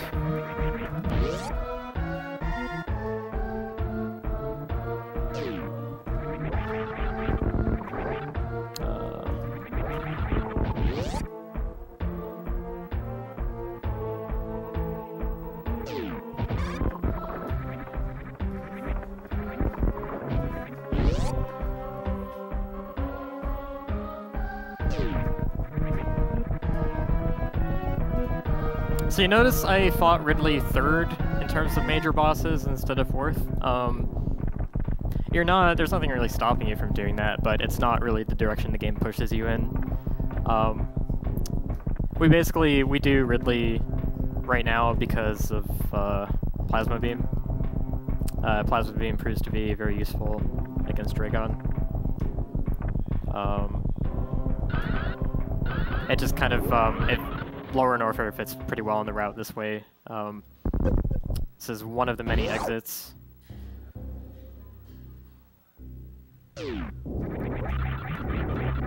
Being where it spits you out, we use this opportunity to clean up Brinstar, get the remaining Guardians here before going into Meridia. Just making this route was just a giant jigsaw puzzle. It's very difficult to actually time differences in this game because one little change you make here just affects. It has major repercussions throughout the entire back half of the game. So, just timing whether something is faster is just a huge ordeal. The best thing we've done is just we do test runs to try and like we do entire runs to try and like test routes. It's really the best indicator of whether something saves time. So this spike tunnel back here, lots of required damage. If you have gravity, it's not too big a deal.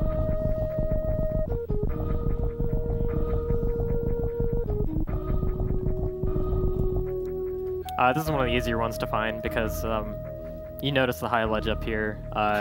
You think once you have gravity, you're really curious what's behind here. So, one of the easier ones to find.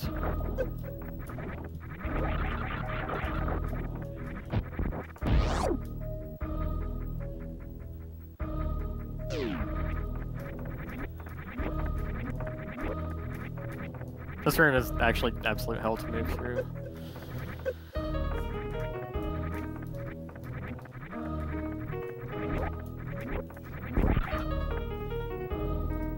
This hole's really annoying to get into for some reason. Spring ball jump won't work. Oh, wow. Good job.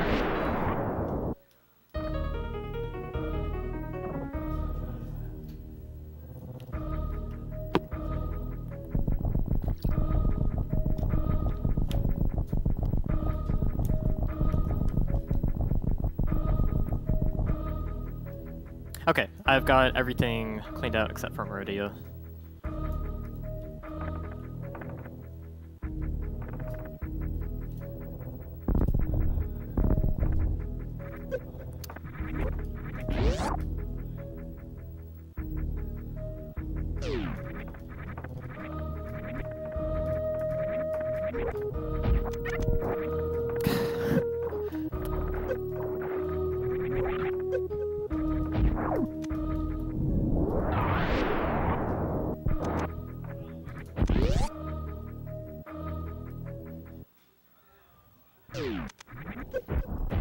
Oh, I did not mean to do that. I actually want to conserve my supers here.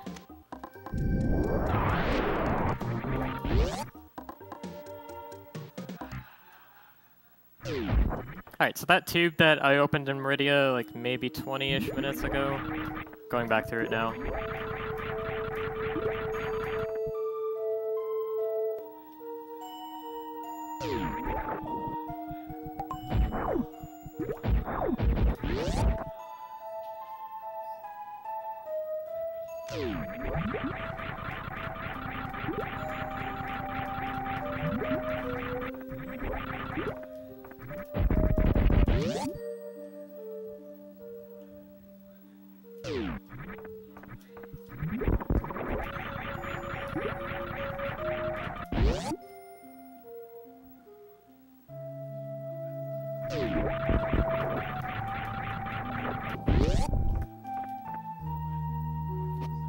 Okay, so this room that I just passed through, it's a large room. It's got a giant sandfall that top of it leads to Dragon.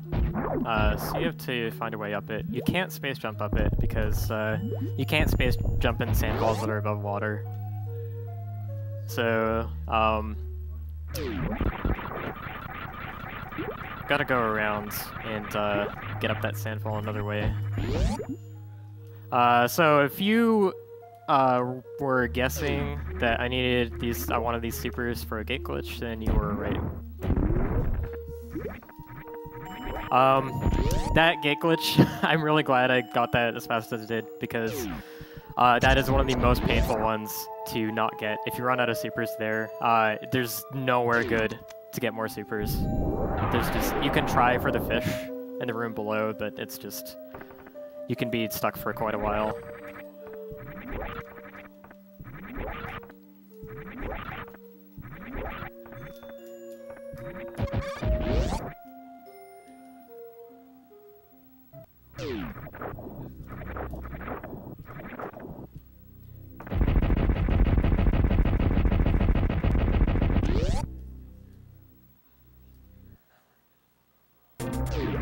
Alright, so here's Dragon. Here's Dragon's room. There's a pit of quicksand in the middle.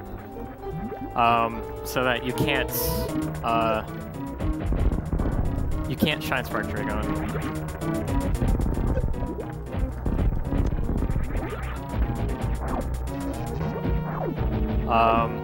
But Dragon has again a rather special weakness. It's one that's been seen previously. But Dragon is weak to bombs.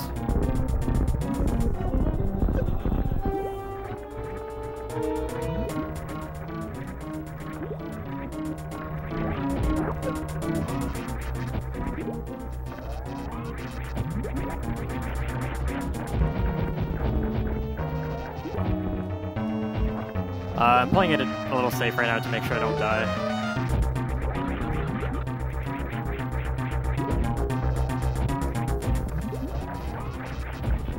Okay, there we go.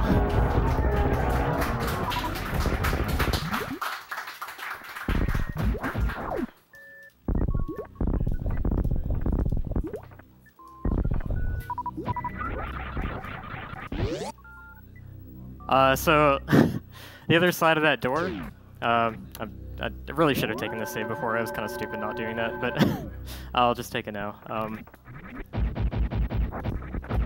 The other side of Dragon's room,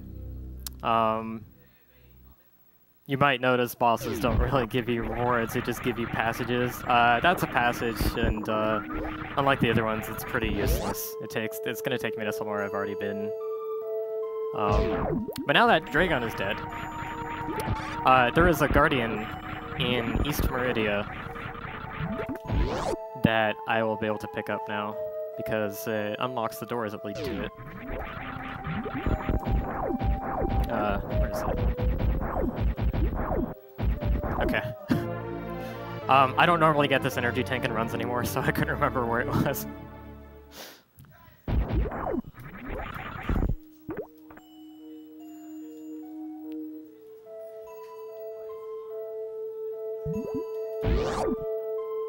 So the Guardian that I'm going to get here, the game throws you for a bit of a loop when you're getting it. The door that unlocked is not the door that leads to it.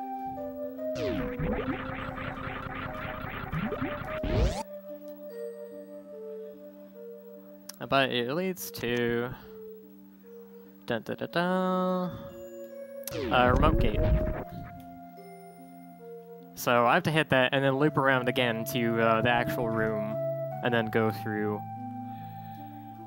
the place that is blocking.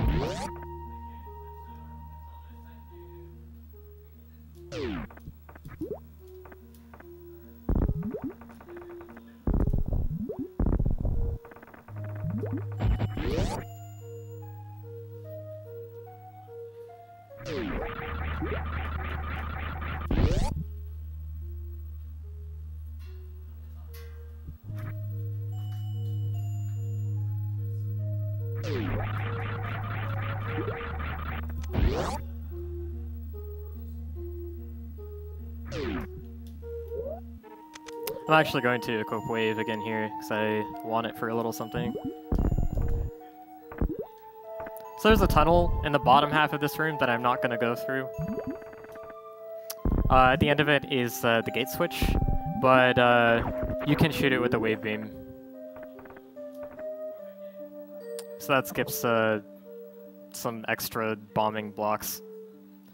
I never pointed this out, actually, but Drew did something somewhat infuriating with the shot blocks in Redesign. And that is that you cannot break shot blocks with power bombs. So if you see me at certain points, I am rolling through a tunnel, I'm bombing each block individually, and you're wondering why don't you just power bomb it, wouldn't that be faster? There's a lot of tunnels where you just can't do that because he lines them with shot blocks, and he changed the shot blocks so they don't break when you power bomb them. I don't know why. I don't know what his fascination is with wanting people to bomb them one by one individually, but it's a thing.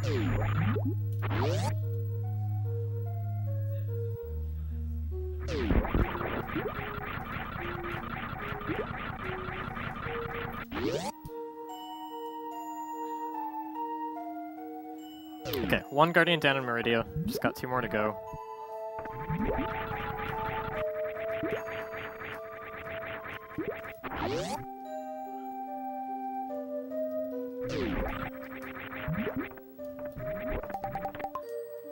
This missile refill I'm taking is absolutely crucial.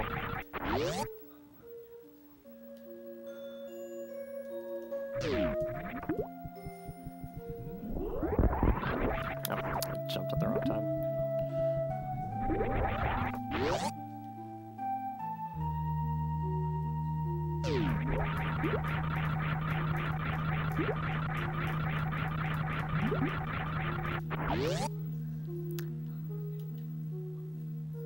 So I mentioned earlier that Ridley allowed you access to another Guardian that wasn't in Norfair.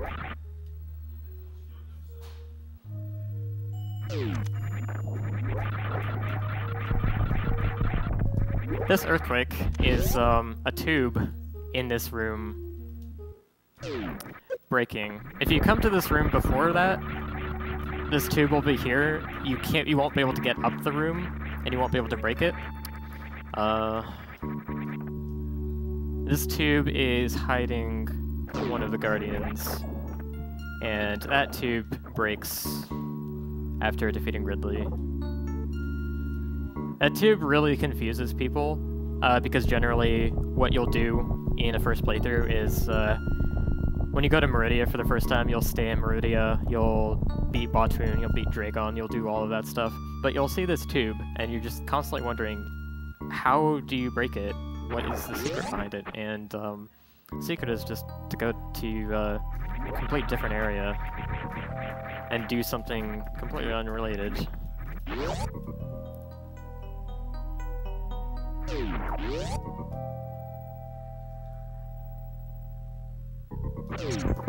Alright, so, this is, I call this Sand Canyon, named after the room in Metroid Prime 2. There is a fast way to get,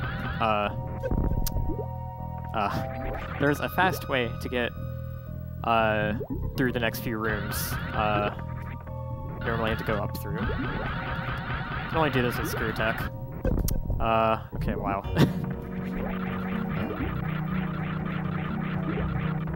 This is faster if you don't mess it up. It also looks cooler.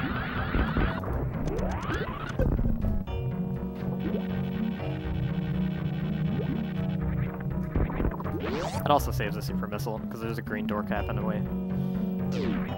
Alright, so I forgot. I was in the middle of talking about something else. The 2 blue gate switches I hit much earlier that were in the morph mazes, they're part of another Guardian that you need to get. That wave shot hit another one of the switches. You kind of have to jump forward at the wall to get that to hit. But there are these secret switches that you need to unlock these 4 gates that lead to another Guardian. And this is probably the most arduous Guardian to get if you don't already know where it is and how to get it.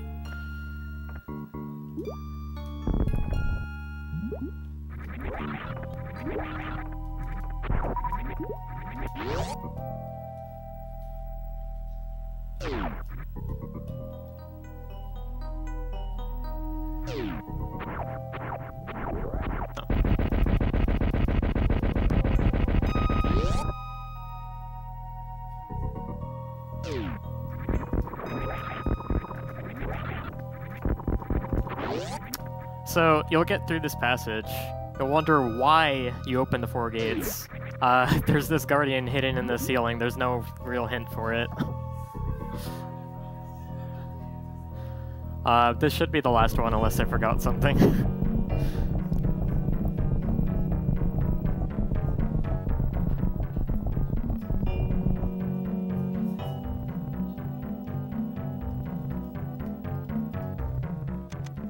Now, I'm going to be heading into Turian, and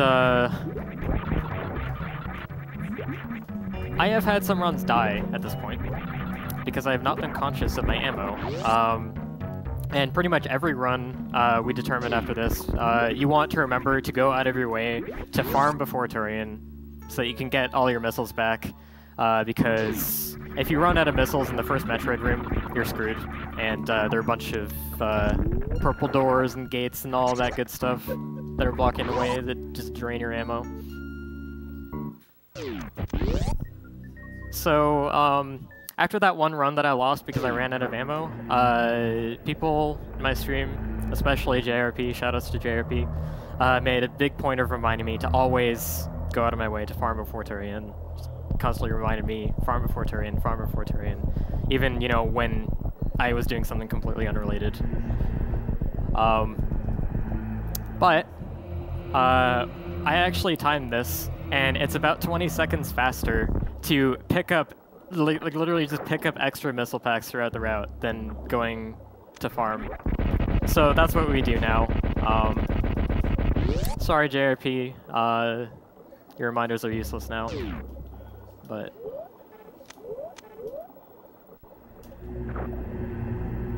yeah, so green gate, red door, purple door. There's another purple door down here.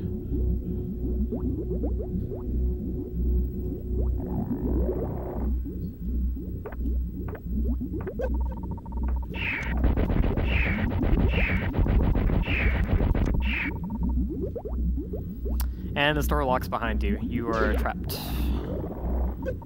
Can't go back. Alright, so the way most of the rooms in Turian work is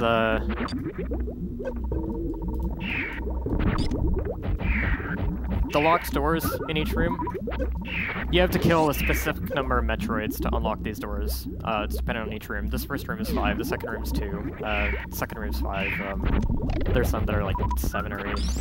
I think there's one that's 9 or 10. I don't remember all the counts exactly. But Metroids in most of the rooms respawn continually. So you just fight them off until you've defeated the required number, and you're good to go. His Metroids are also much, much faster than they are in the original game. It's very difficult to prevent them from latching onto you, and it's actually a lot more effective to just let them latch onto you and knock them off with a bomb.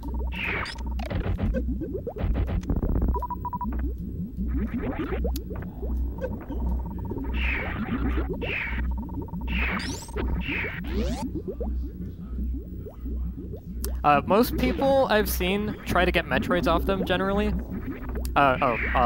Quick aside. There's a mock ball you can do in this room that skips a couple of rooms. Get under this gate. That skipped having to kill the Metroids in that room and one additional room. Anyways, back to what I was saying. Most people I see that try to get Metroids off them are used to doing it by morphing on the ground and rolling side to side, laying a bomb, and getting the, like, rolling into the bomb to have it knock the Metroids off. Basically, stop, drop, and roll, everything you learned in school, what to do if you're on fire. People applied that to this for some reason. It's a lot more effective to, especially with Redesign's gravity, it's a lot more effective to jump, lay a bomb in midair, and then jump and, like, fall through the bomb to get the Metroids off you, since you descend so quickly. I also think this method of getting Metroids off is a lot more consistent in vanilla Super Metroid as well.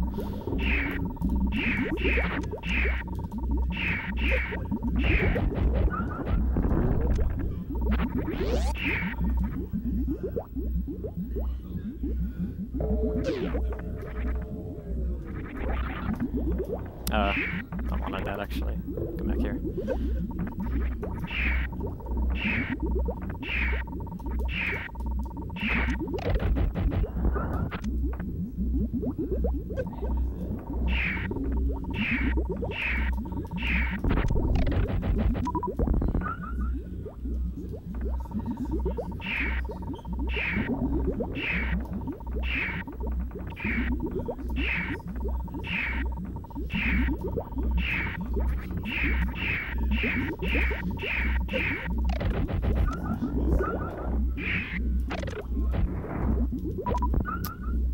I'm not using supers as much for these Metroids because the Super Metroid, not the Super Metroid, the super drop rate for Metroids in Redesign has been lowered by a lot.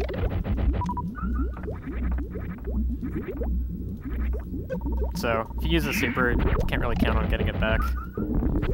They're pretty rare.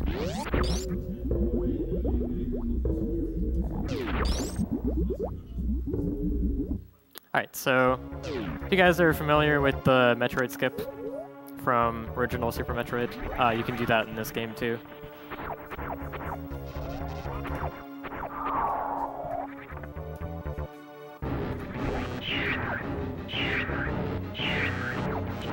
Let's see if I can pull it off.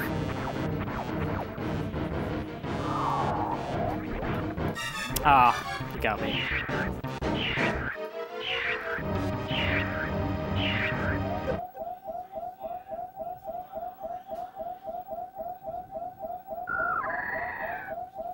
So if you don't get Metroid skip, you're at 1 energy.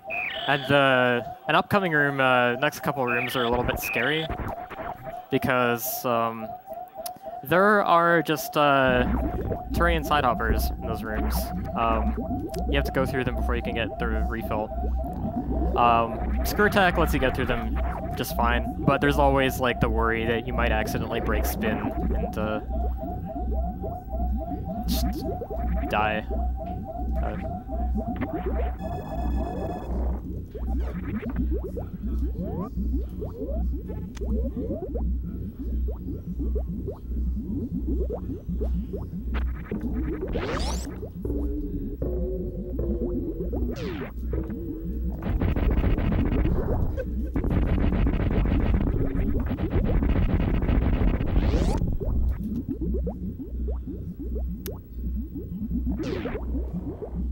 And Zabatite skip from the original also works. It's a bit harder because of the physics, but it still works.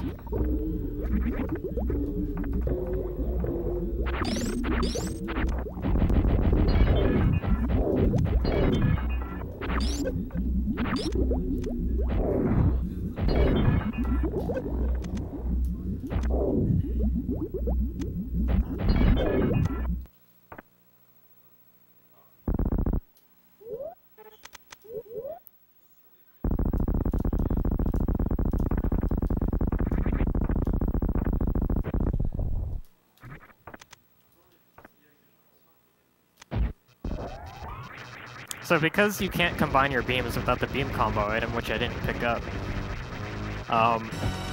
you're stuck with plasma only for Mother Brain, which isn't too bad. Supers actually do quite a bit of damage to her as well. But you're stuck with plasma beam only for the most part.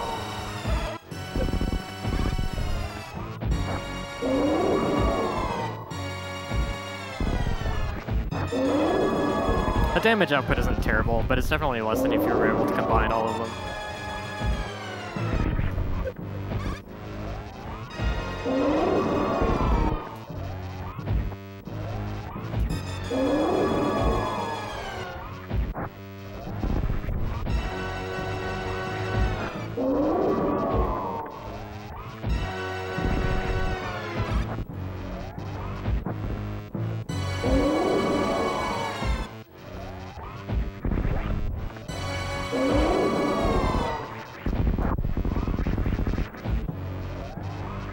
That red beam does 100 damage. You don't want it to hit you.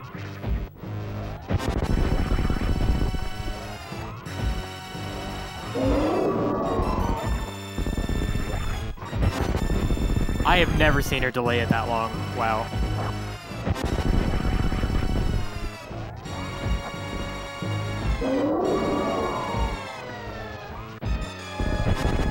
Ow. Oh, I'm dead actually. So, if you guys know how the rainbow beam works in Super Metroid, you go under 300 energy and you can't complete the fight because it does a scripted 300. It's unfortunate I got hit by that. It does 439 in Redesign. Does more.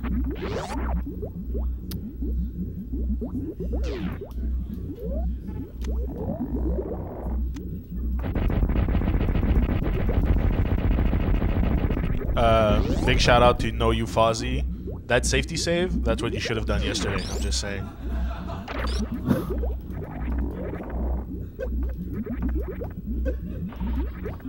So yeah, I wasn't kidding about zip type skipping harder in this.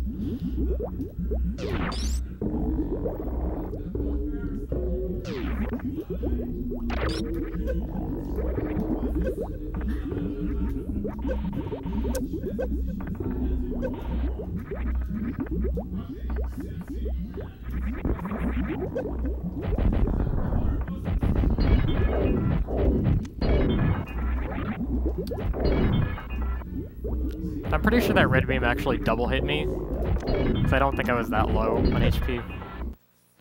There's a risk of it doing that, so like you really don't want to get hit by it if possible.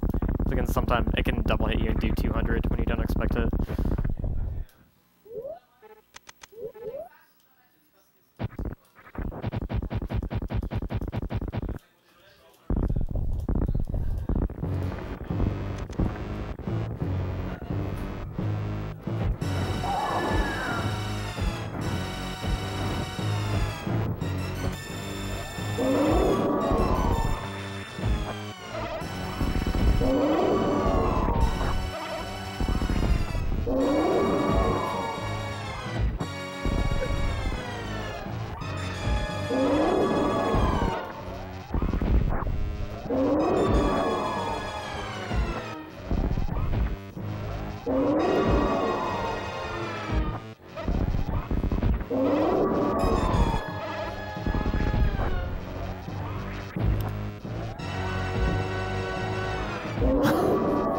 Alright.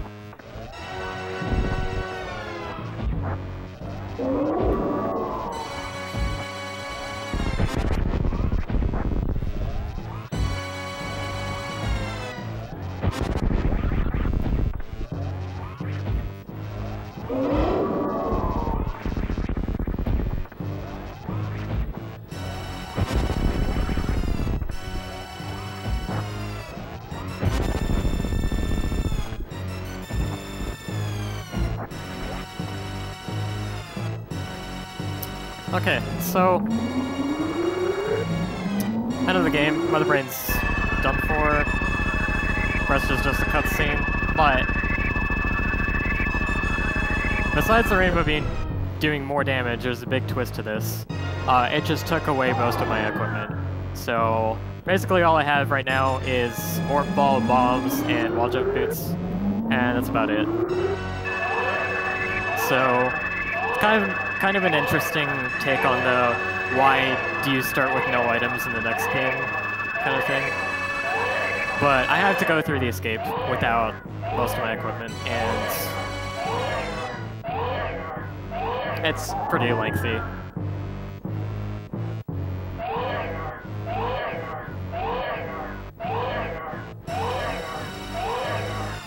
Also, because I don't have my suits anymore, your suits give you extra protection from damage. So if you have Varia suit, you take 50% of normal damage, and if you have Gravity suit, you take 25% of normal damage. So given that I don't have those anymore, basically I'm going to be taking 4 times as much damage from things as I would otherwise.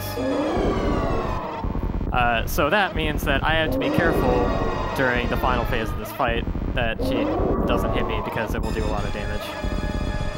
This part's normally free, in Redesign it's not. Nothing is free.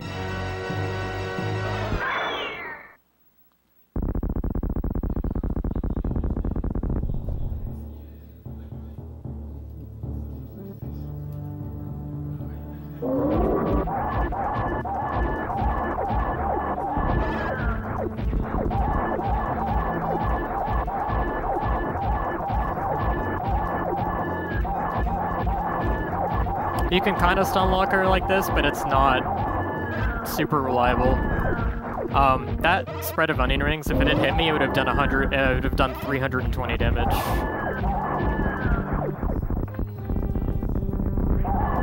And onion rings, as we affectionately call them, they don't give you invulnerability frames, so if you get hit by a combo of them, you're just getting destroyed.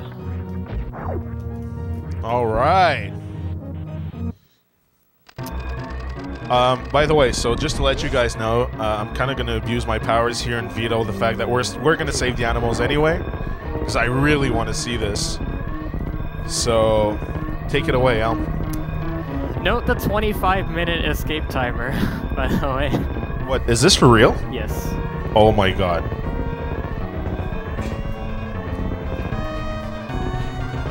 By the way, it is worth noting that this guy's the current world record holder for any percent in this game, so... yeah, it's, just imagine how long it would take for a regular playthrough, blind playthrough of this ROM hack. It's crazy.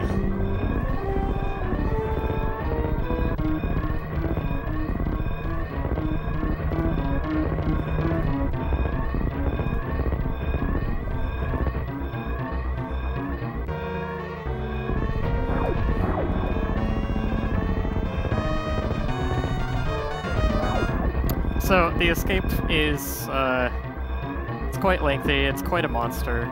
The first part of it is, figuring out where to go, going through all these morph tunnels. There are a few shortcuts, like those bomb blocks I just bombed out, that have some hints but aren't necessarily obvious. But there are a lot of things in this escape, particularly the back half of it, that are rather evil. There's some instant death traps, which, I mean, the game was already full of them to begin with, so it's really nothing new. Also, here's a missile pack.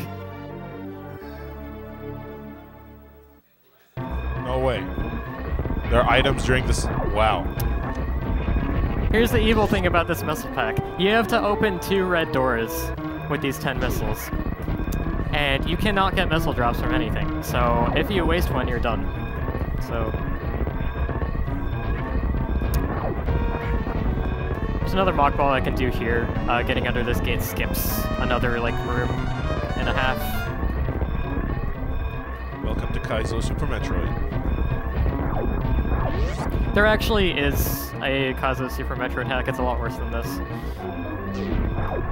Get out. Really? Like, this legitimately terrorizes me. I don't want to think about that wrong hack.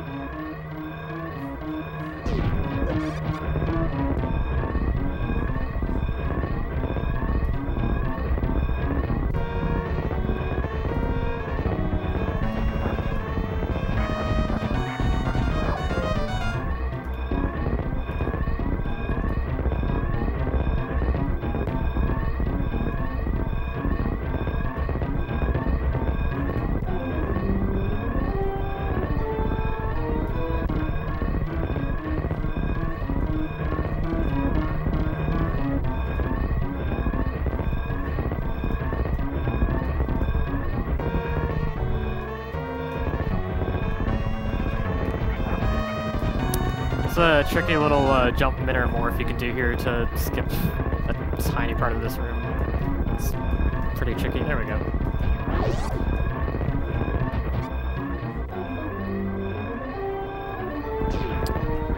And this room's full of acid. You can get out of this acid, like there are little ledges that you can use to climb out, but because you don't have your suits, you take so much damage that you really don't want to be falling in there. The acid line looks like it touches the top of that block, but you can't actually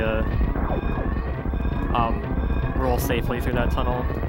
The acid won't touch you. But every player I've watched play this game for the first time doesn't know that, so they always go the top route, and you can't go at the bottom safely. It just doesn't look like it.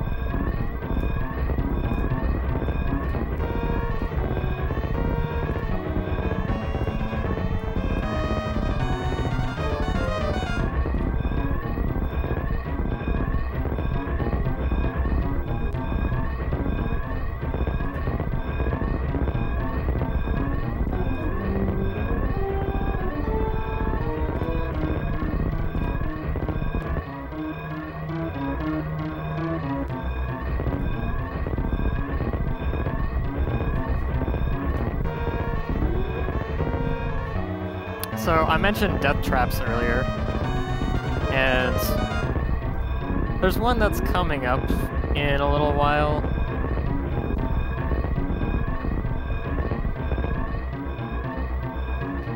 It's in the title of the game. Basically, you have Hyper Beam, so you don't have Ice Beam, and there are 2 rooms with Metroids in them, and if they latch onto you, if you have any percent amount of health, it's probably game over. So, really don't want them to latch onto you.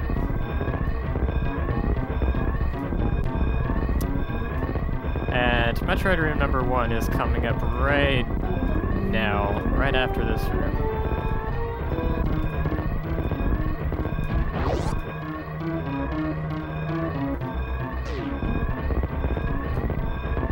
Block ball's very important to dodge that. Alright, here's number 2. This one, less intuitive to dodge. Alright, so the strat that I use for dodging that is you fall so fast that if you jump up high, the Metroid will follow you up high to the top of the screen, and you fall so fast that you shift the screen downwards so that it's off screen, so it is no longer chasing you. Before I realized that you could do that, we had a few runs die there.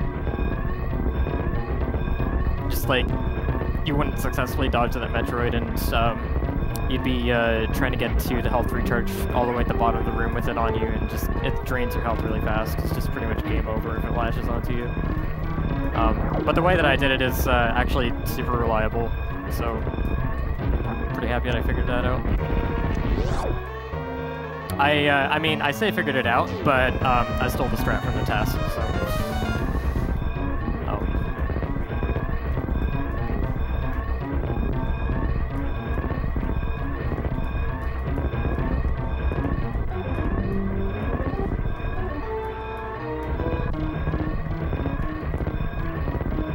Basically Metroid 1 escape shaft. Platforms are really tiny as you go further up. And because of the physics, obviously, it's rather difficult to not fall down.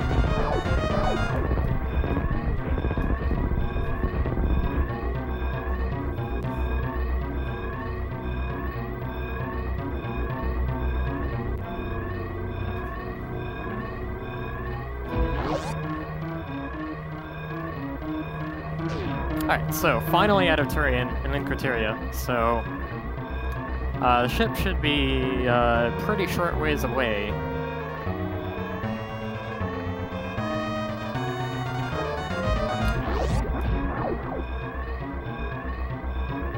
Except it kind of isn't. Welcome to the first part of Underwater Criteria that we skipped. Have fun without gravity suit.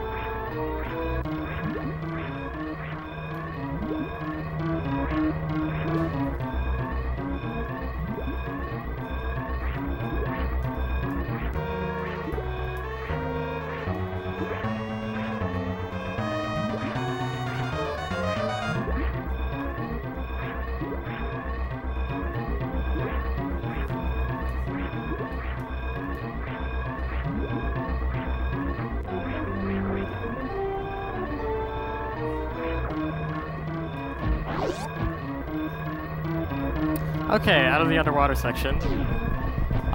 Into the rising lava section, we escape. If this lava catches up to you, you're not getting out. Guys, I just want to say thank you very much to Games Done Quick with the 144 viewer host. This is crazy.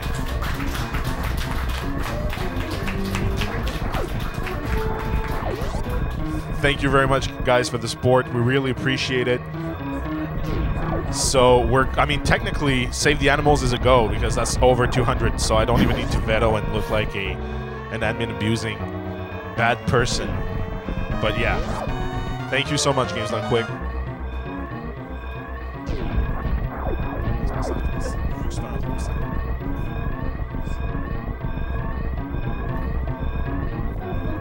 Yes, there's still rising lava in this room.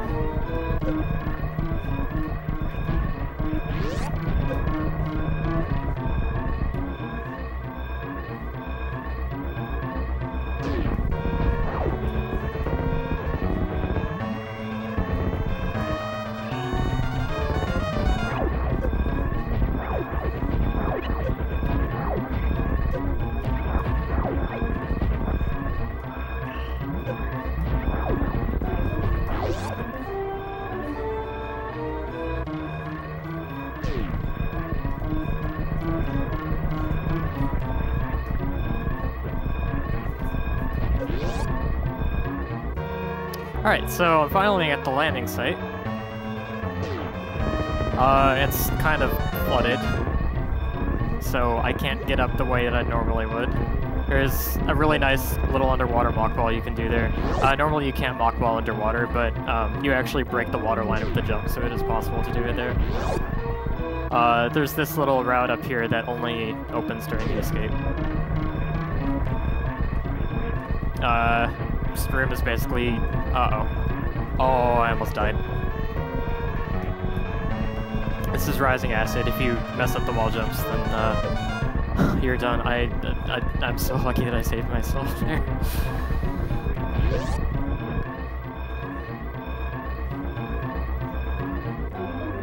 So anyways, getting close to the ship here, except it's not here anymore because there's a cave-in landslide. But lucky for Samus, our gunship is really smart, and it flew somewhere else. Hi, rising lava. Nice to see you again. Actually, this one's not really rising, it's just a tide.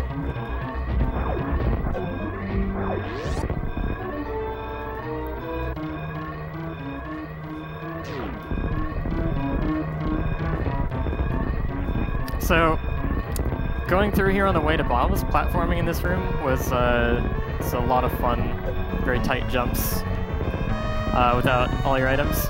This time you get to do it again, but with steam puffs. That was close.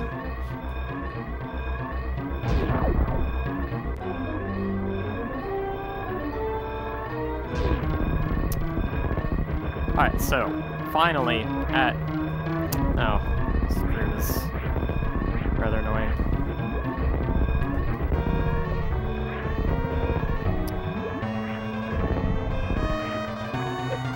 So, finally, at the ship, after all that. But wait, didn't I say I was gonna save the animals?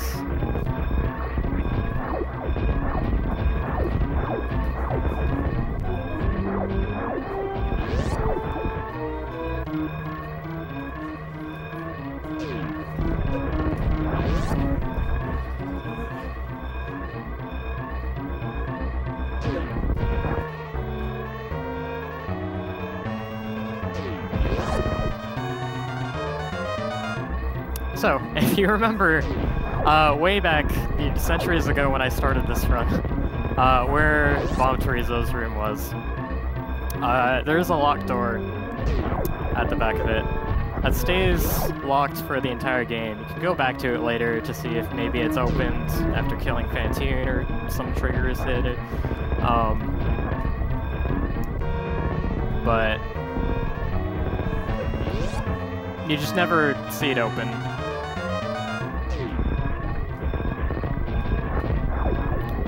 probably wonder throughout the entire game what that door is for.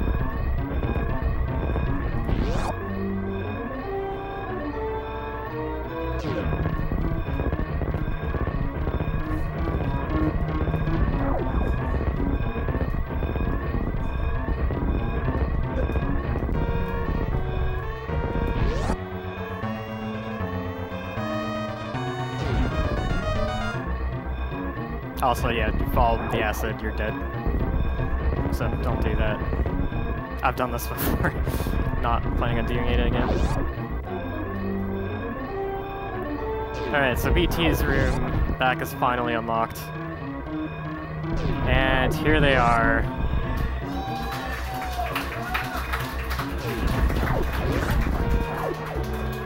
The animals decided to be a real hassle and be literally like 5 minutes out of the way. So I hope you guys are happy.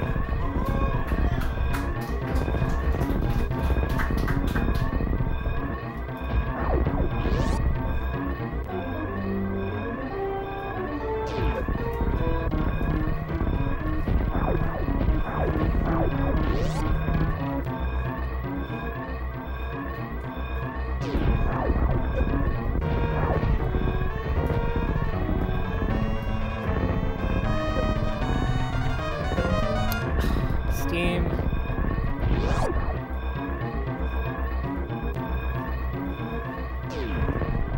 You know, Steam causes enough issues for people that run PC games. I don't know why it has to cause issues for this run too.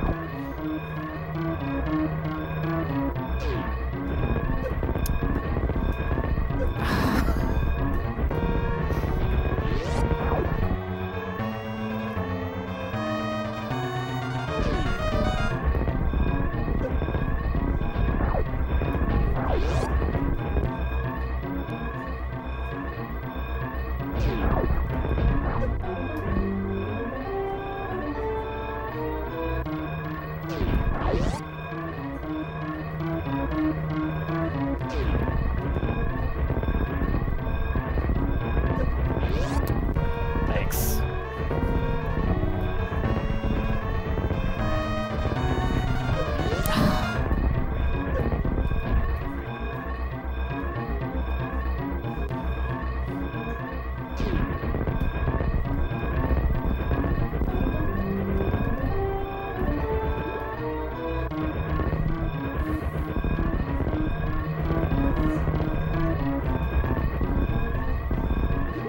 That morph ball speed, seriously. This game really doesn't want to be over. Yeah. It's fighting its hardest. Oh yeah.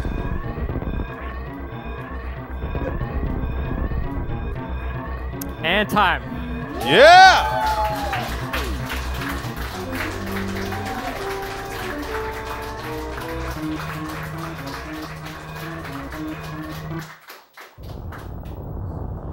Alright, I want to give shoutouts to the Metroid construction community, metroidconstruction.com. It's basically the Metroid hacking community. And there's a lot of awesome stuff there if you're interested in playing Metroid hacks.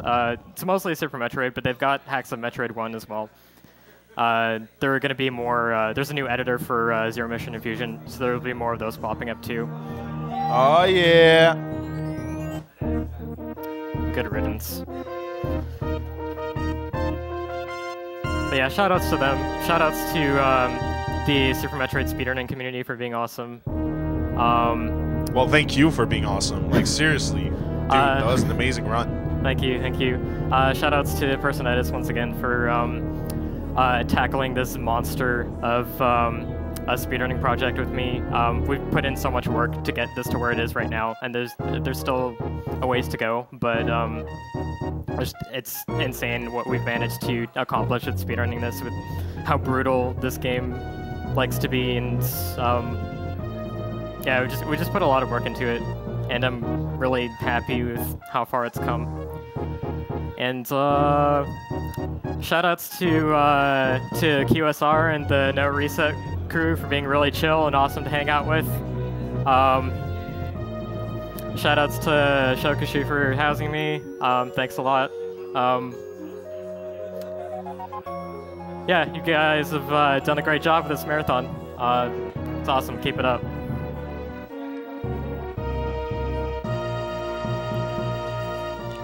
Well, I have to say thank you for coming all the way down here, because I know it was a pretty rough ride, and I mean, it was great. Like when Fozzie told me we mightn't get, you know, the, by the way, world record holder for Super Metroid Redesign in our marathon, I was, you know, my mind was blown because I knew about this ROM hack. I've played a little bit, never got through it because I'm not, you know, I didn't have the time to put into it because there's kind of a high skill required level, and there's a lot of tech that I didn't master at the time. That was years back, because I think this came out in 2006, right? Yes. So, and I was really looking. This has to be the run I was the most looking forward to in the marathon, and you put on a hell of a show. And I have to say, the save the animals part, like, totally worth it. It was just, and it was all the way, like, it's like a good 5 minutes back and forth. So. It was great. The escape sequence, everything about this ROM hack, great design overall. This ROM hack can be brutal. There are a lot of poor design decisions as far as like, you know, fairness to the player goes. But the production quality is amazing. That's why this is my favorite hack. There are a lot of other great ones out there. Wait, guys, here it comes. Dear Force! Oh yeah. Sorry, I had to do it. Oh! What's the requirement for a suitless Samus at the ending in Redesign? It's under 3 hours. It's unchanged in Redesign. Damn.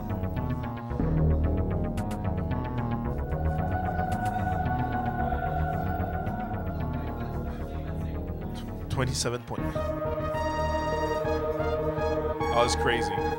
Thank you so much. I really appreciate it. You coming all the way down here and putting up such a great show. Thank you so much. By the way, I just want to add, if you guys want to play Redesign, but you think there's too much tech in it, it's a little too hard for you. Drew Swift, the creator of this hack, released last year another version of it called Redesign Axial Edition. Axial is the name of a person who did a very arduous Let's Play of it. This version has been tweaked to make a lot of things easier for players that don't know as much tech. So if you want to play through this, but you're worried about not being able to do mid-air morphs and difficult wall jumps and stuff like that, then that's something you can check out. He's been working very hard on that, and I don't like it as much as a speed game. I have a lot of nostalgia for the original, that's why I run it, but it's definitely something to check out if this is daunting. Aside from that, thanks guys for having me. It was a blast.